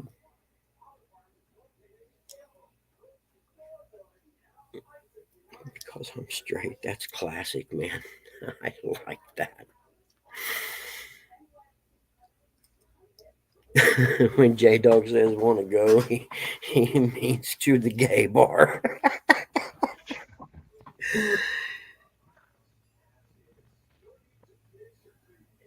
Oh man, I don't want to go to West Virginia today. Oh, he needs to come up here. He said to tell you, Mark, he ain't straight. He really wanted to call his channel Cock and Balls, but they wouldn't let him. He used catfish and crappie instead. Okay, I'm done. You guys can go about that yourself. You can come on up in the chat and take care of that. I'm done. That was a good one, Mark. I liked it.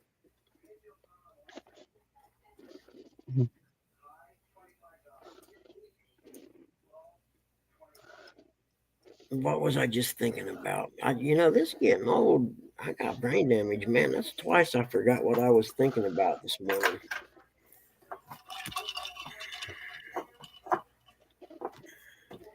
Anyone here get up to go get something out of another room and forget what they went to get? All the time. Okay, I'm glad it ain't just me then.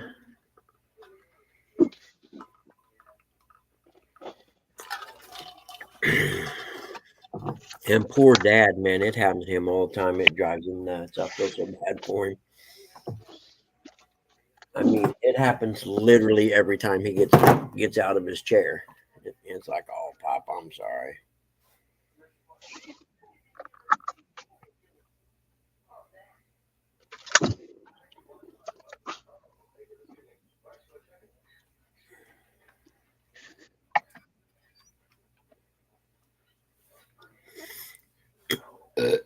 Okay.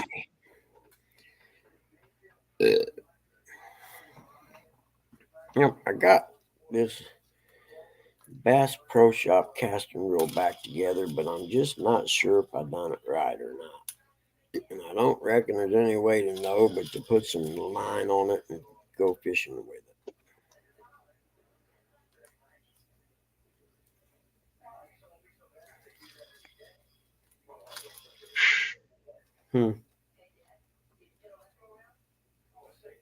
Be a long day.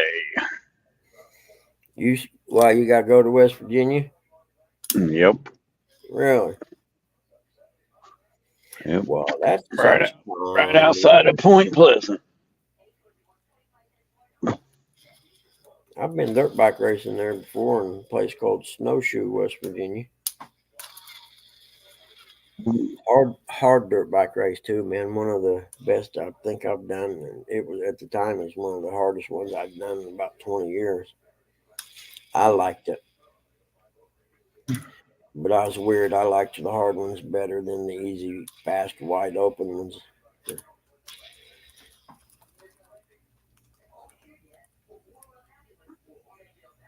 Because there comes a point you get old enough that going fast becomes not quite as much fun as it used to be.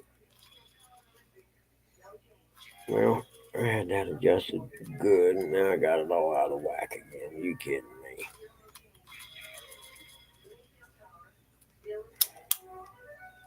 That effect is spinning any? I guess not. Yep, I got to log on. Well, good morning, Ashley. You always come in about this time. I'm glad I didn't end it now. I got to see you today.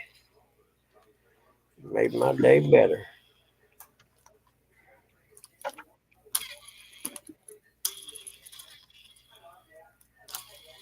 Wonder if I should put a drop of oil on that. The little thing that the line thing goes back and forth, that little gear thing inside there. Probably ought to put a drop of oil, right?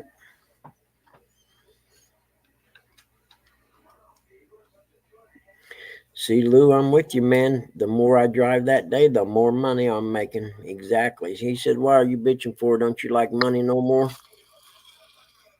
I just don't like driving to West Virginia.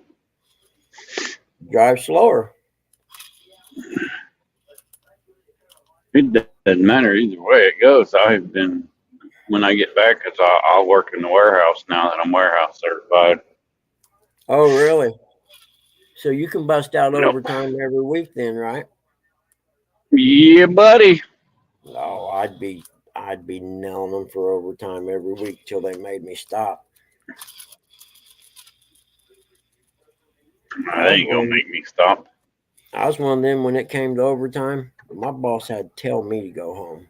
I wasn't just going home. Not when I was into good money. Good morning, Ashley. Songbird.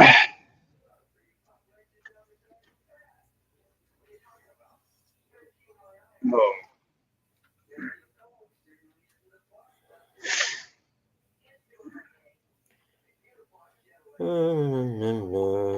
Look at all them emails.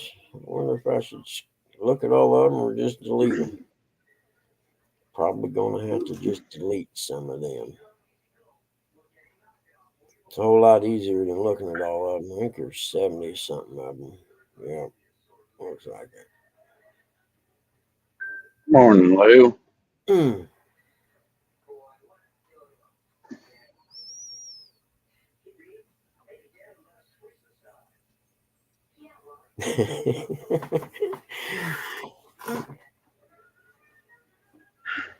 Mhm.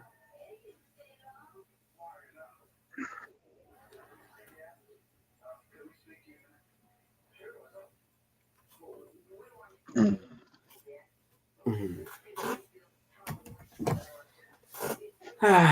Okay. I could just leave you guys up here while I go get in the shower and stuff too, I guess. Yep, that's probably where the dog is in the shower. I think he's done. He just sent me a text a minute ago. I won't tell you what he said. Something about you and goats in West Virginia. That's all I'm gonna say. At least, at least he texted you, and you know. Oh, it started out as a mad text, believe me. He was mad I said something, so he had to text me about it. He don't text me anymore. My belly hurts. I need to call the VA. We got to get this thing done, man, because it's killing me. Eric, we Eric will hold him up for you. He's experienced. I love you, Eric. It don't matter, brother. I yeah, got to say, start that pick computer. on me and make fun of me all you want. I know I'm good where I'm at. That's all that matters, man. Yep. Oh man, the dude with the big giant terrarium thing has a new video out. I started the biggest ant war in my giant rainforest. Man, I got to go back. I'm going to just have to do a marathon and catch up on all his videos. They are so cool.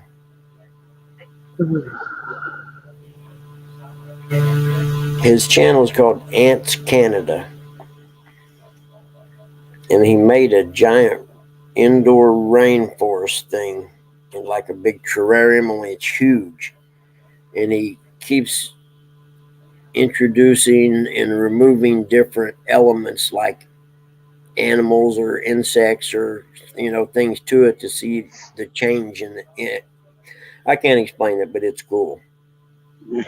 Well, I guess I know who I'll send the private link to this weekend. That's And who I right. won't. You know what I mean? Yep. You just send it to me. That's all you got to remember. You and Lou, I mean, not that mangy old dog that never texted me. Yeah, I don't hear from nobody anymore. I figured I made you all mad at me, so I'm not in the club no more. Yeah. I still love all of you, though, because that's the kind of guy I am. Oh, shoot. I may go carp fishing again. I still got about a half a tub of that pack bait in there. And where you going, Uncle Lou? Uncle Lou, where you going, Uncle Lou? Please don't leave me sitting here by myself with these people.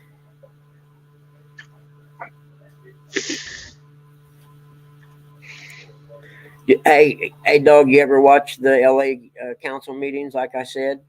And the best part's to let it get done and go back and then advance up until you see them where they post the sign with the words on it about the rules for, public comment or whatever. That's when they start the public comment section, and it's hilarious.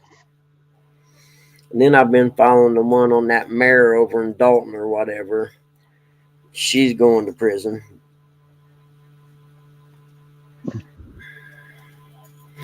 I mean, there is no doubt in my mind she's going to prison.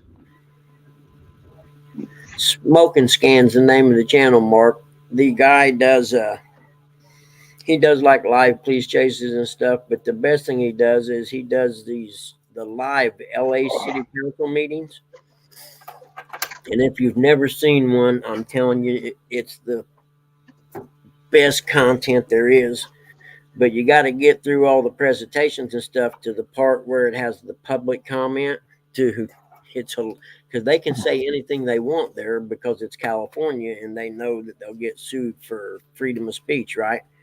I mean, and there's guys come up there and call them MFers, and there's one Nazi dude that comes up there with a Nazi thing on his shirt, and then there's another guy comes up there with one that says something along there like "Who screwed all the girls" or something. I mean, it's just unbelievable that they let this happen inside a government building.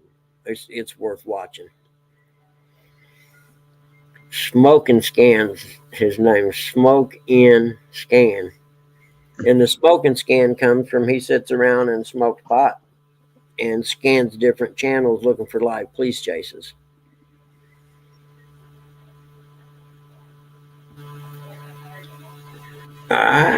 TikTok live streaming. I didn't know they had that. You know why? Because I don't have TikTok. Me either.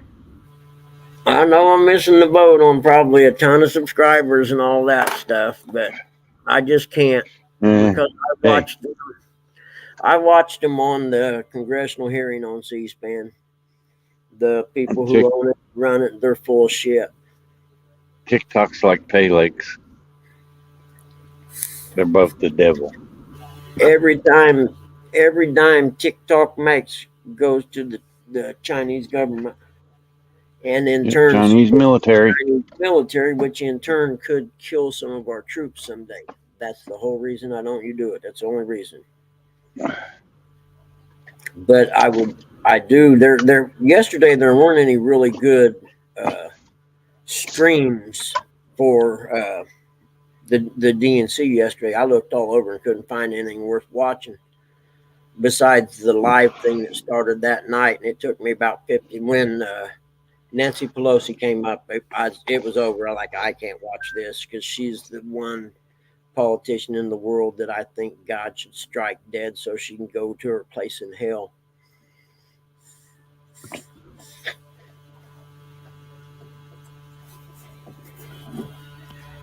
Yes, that's what I think about her.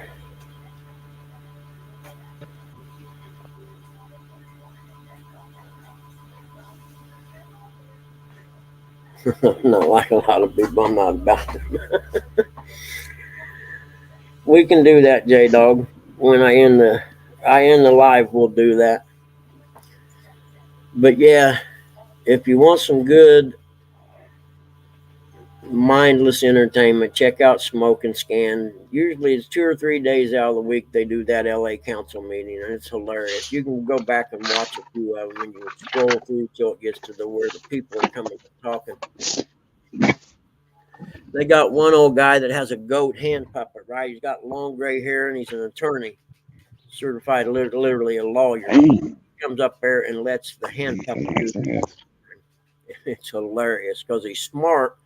And he reads all they'll have like different topics that are open for discussion that day. Well, he'll read all of them and know what they are, and then he'll get up there and just tear them up with the hand puppet. It's hilarious. I don't even know how I stumbled across it. It's been a couple years back. And the guy's a conservative too, so he's a conservative that lives in LA, which is hard to believe.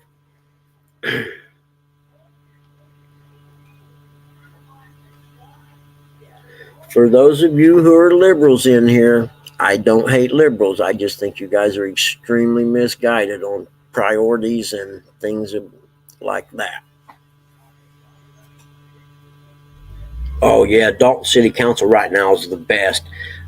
For those of you who don't know, it's the one that has the mayor. This lady's a mayor, and she's the head of a township thing also, and she's been robbing them blind, man. Just and they're catching up to it. And when they have the meetings, the people just dog. The FBI's getting ready to take her down anytime, I'm pretty sure. But yeah, Dalton City Councils are awesome. This lady has her own like mafia police force, and the chief of police guy in it is her boyfriend, and the council voted him out as chief of police, so she gave him another job in town. Well, her full time bodyguards on the police force at one time turned in over 1,000 hours of overtime in a 2 or 4 week pay period.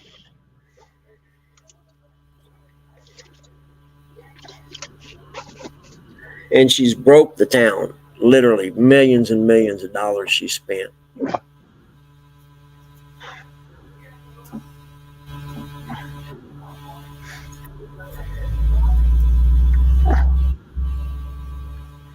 She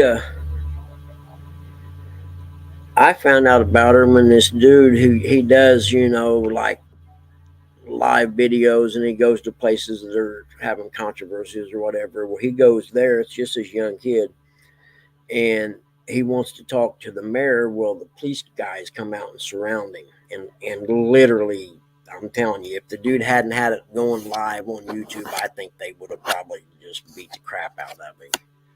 But that's when I discovered it then. And I was like, I gotta see what's going on with this place. Yeah, Illinois has the worst politicians on the planet, man. Morning, Cannabis Man. How are you? I checked out some of your tunes the other day. Good stuff, man. But yeah, it's amazing. Dalton City Council meeting, and there's a township one too. I watched the other night, but the audio was real bad on it. And that's the one where the township trustees were dogging her. She's in charge of the township, and she done the same thing to them. He did, didn't he? That's a fact, man. He brought Chicago politics to Washington, D.C. 100%.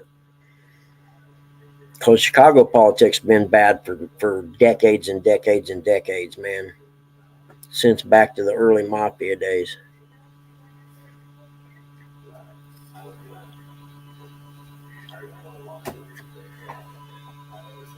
All right.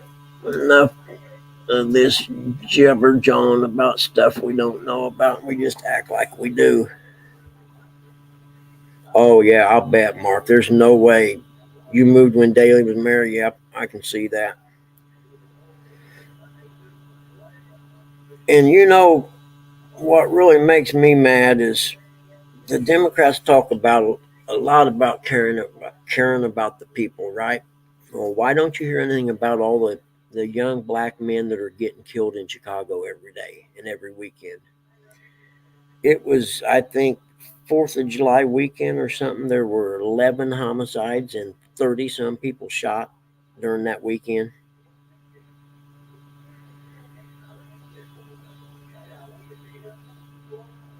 And you didn't hear a peep about it in the news. That's the part that I don't get. Why don't we hear anything? And unless you're out looking for it, you're not going to find out about it.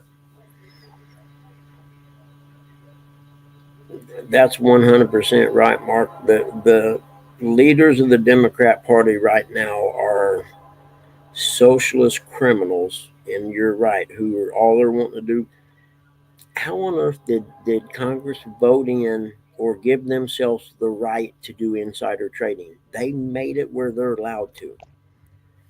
But Martha Stewart doesn't, and she goes to prison. Nancy Pelosi's husband does it, and no one says a word about it. You know, you sit on a committee, you're going to award a contract to company A that makes widgets, and nobody else knows, but you know what the vote's going to be for that company. So you go and buy a bunch of their stock the week before, and then they get awarded this massive government contract, and all of a sudden their stock skyrockets, and there you are holding a bunch of it that you bought down low. Insider trading. Yeah, you're right, dog. Well, they're allowed to do it. I've actually, some of the younger Republican guys coming in are trying to make changes and bringing stuff to the light. That they're wanting to change a lot of that, and it's going to take them forever to be able to do it unless something changes dramatically. The only thing they can do now is bring it to the public's attention. And if you want to know about this stuff, all you got to do is check the TV listings on C-SPAN, and when it says it's having a hearing on whatever topic you're interested in, watch it. Exactly. I can't believe you said that. I had one Friday. It wasn't very good though, because the old Euro shop closed and I had to go to this other place, and it definitely wasn't as good. I remember eating them in Germany at the main train station in Frankfurt, Germany, which is a pretty big city, and coming home to catch the last train going back to where we lived at, and they had it'd be almost like a hot dog stand here, but it was a gyro stand, and they called them Don Burgers, though, is what the name was. And on theirs, they just had the meat, tomato, onions, and salt and pepper, and that's how I eat mine still. I don't put none of the white sauce or anything on them. Thanks, Brandon. Let's go, Brandon. All right. Hell with you guys. I'm out of here. I sure enjoyed talking with y'all, though. I know that. Yeah, I do too, Mark. I got to get in the shower and go to the license branch, because you never know who you might run into there. It could be some smoking hot lady from used to go to school with that wants to go have lunch or something. You know what I mean? Quit dreaming. Called? Quit dreaming. Tzatziki sauce. That's what it's called. I never knew what it was called. I always just called it the cucumber sauce stuff. You're right. I like it on the side with the meat that's left over, and I dip it in it. But my gyro, I actually only put salt, pepper, lettuce, and tomatoes.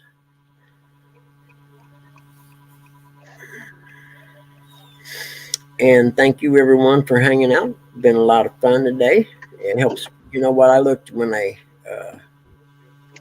got the notice thing or whatever about monetization or whatever, and I didn't know how many watch hours I had, because I don't. Until then, I had no idea how to even find out, and I had to go through and search for stuff, and I had like a lot of freaking watch hours. I was like, that's cool.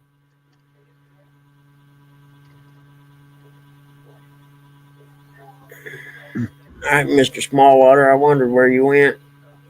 Crazy lady fed. I always call it taking care of the old people, John. So, yeah, I gotta go, man. I gotta take care of the old people.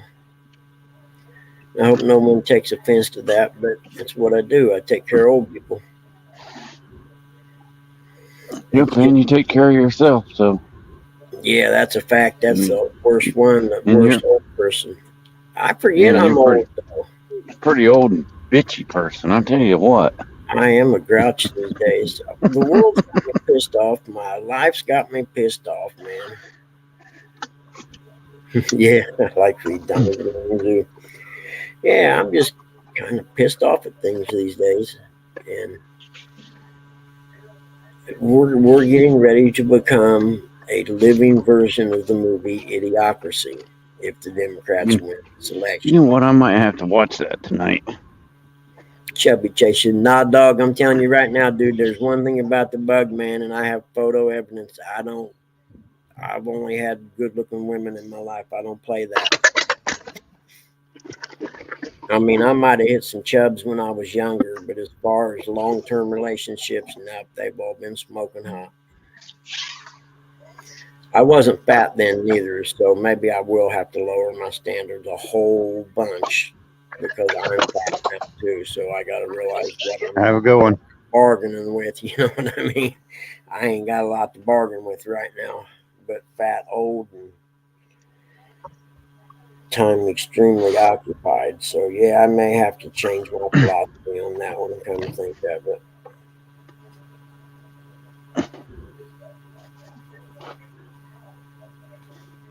Mhm.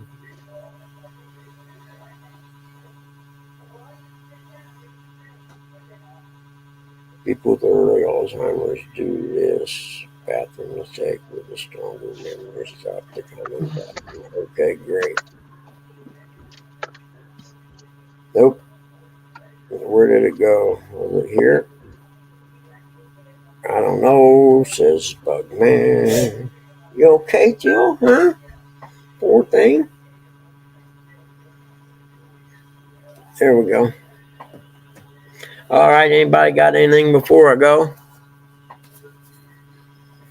Exactly, bad eyesight. Actually, right now, my philosophy is maybe extremely rich and old. You know what I'm saying?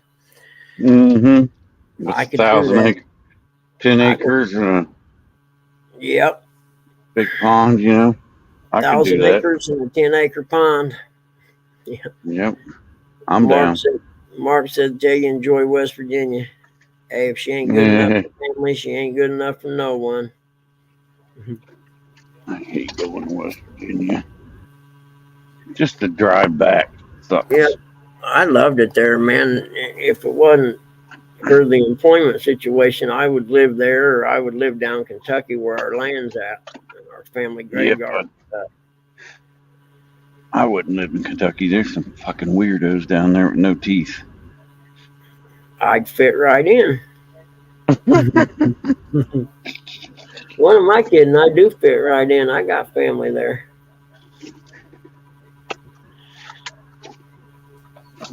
No worries, dog. I don't take anything personal in life. If you don't provide any of the three F's, it doesn't really bother me any. I It's gotta all take this noise camera then. down because if not, it'll overheat. Date your cousin. Hey, John, if she ain't good enough for family, she ain't good enough for nobody. That sounds like a West Virginia saying right there. That's what we're talking about. That's funny, but I do know a guy who moved down to Kentucky and married his second cousin. Hey, I work with the guy that's from West Virginia. He's married to his second cousin. I had And a family they have a member. kid together. Yep. I had a family member that done it from down Kentucky, and I thought, are you kidding me? You talk about a stereotype, and your stereotype's even better. Hey, morning, Uncle Don. I hate to say it, brother, but we're getting ready to shut her down. I got to go to License Branch today. Yeah, After I he has take to go a wash shower, his ass. after I take a shower and make myself presentable for everybody. The world needs some jacked up babies. I don't know. They're I putting hope enough that's chemicals yours. and crap in the air that we're getting them even with regular people now. Yes. Awesome. Go through all these folders with papers in it from the freaking Medicaid people, because I'm not applying to them again for God knows how long. Hey, Big Mike, how are you, buddy? You guys are gonna make me leave this up for a while now. Popping in here, was this conspiracy to keep me online all Okay. day? 9:13. I'm These glad. two are yours. How's your wife, Mike? Say, Mike, how's your wife doing, bud? I know you guys had a tough road to hoe there for a while, man. And I'm sure it's still a tough road right now. Even I mean, it doesn't get any easier.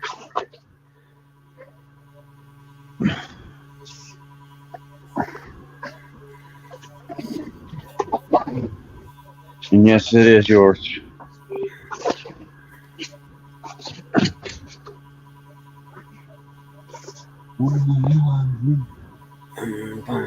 It's a beautiful day here, man. I'm telling you, it's 52 degrees and the sun's shining. You You know, can't ask for much more than that. I should have mowed today. I know I got the yard looking real nice yesterday, though. I need to weed eat. That's what I'll do this afternoon, probably.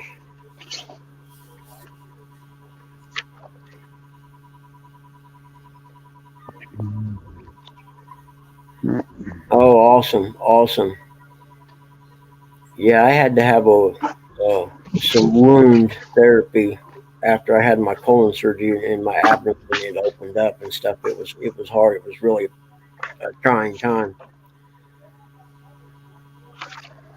where the heck is it?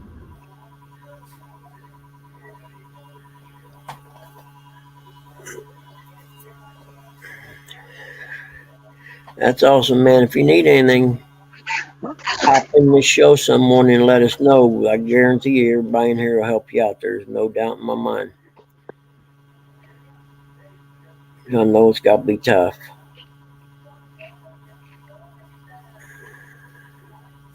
And I know all about hospital bills. I got a stack of them laying here, and ain't none of them getting paid because I ain't got the money, and I don't care. There's just certain things that don't go in the priority stack when it comes to bills, and hospital bills is one of them. Not as long as they're giving people walking across the border free health care and freaking $5,000 debit cards. I'm not going to worry about it.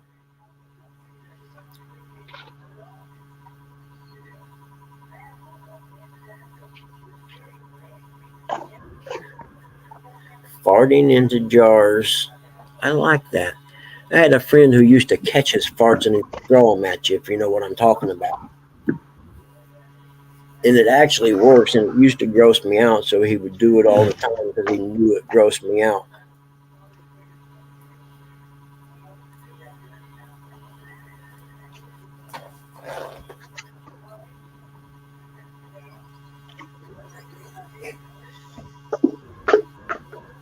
He was a big fan of Valiums back in high school.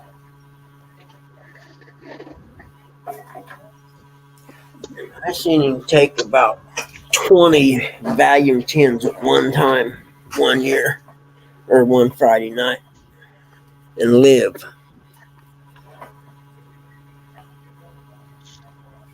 I do, don't I? Mhm. Oh, Pop's up, guys. I'll be back. Hold on, Pop. I give you a hand.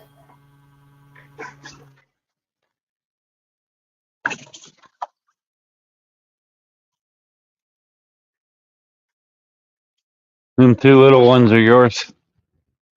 Yep, them two little ones are your last one. I don't know if I'm muted or not. Sorry if I'm not muted.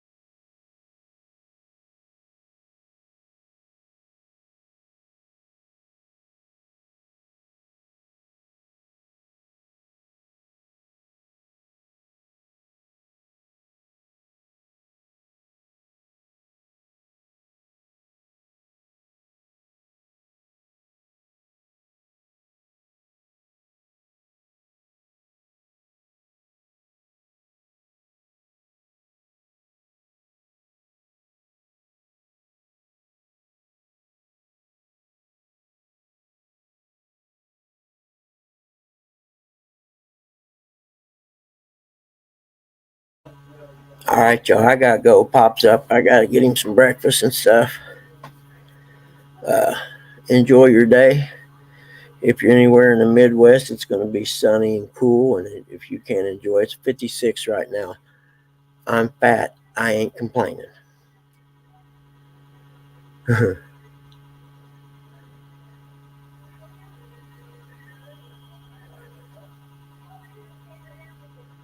Pressure wash the back driveway. Okay. I got gravel. That won't work. But I'll see you, John. I'll see you, dog. Let's see. I'll see all of you tomorrow, maybe. Uncle Don, Big Mike. Sorry we was shutting her down there, buddy, but I gotta help Pop. So I'll see you guys all tomorrow. Do something fun today. I'm gonna try.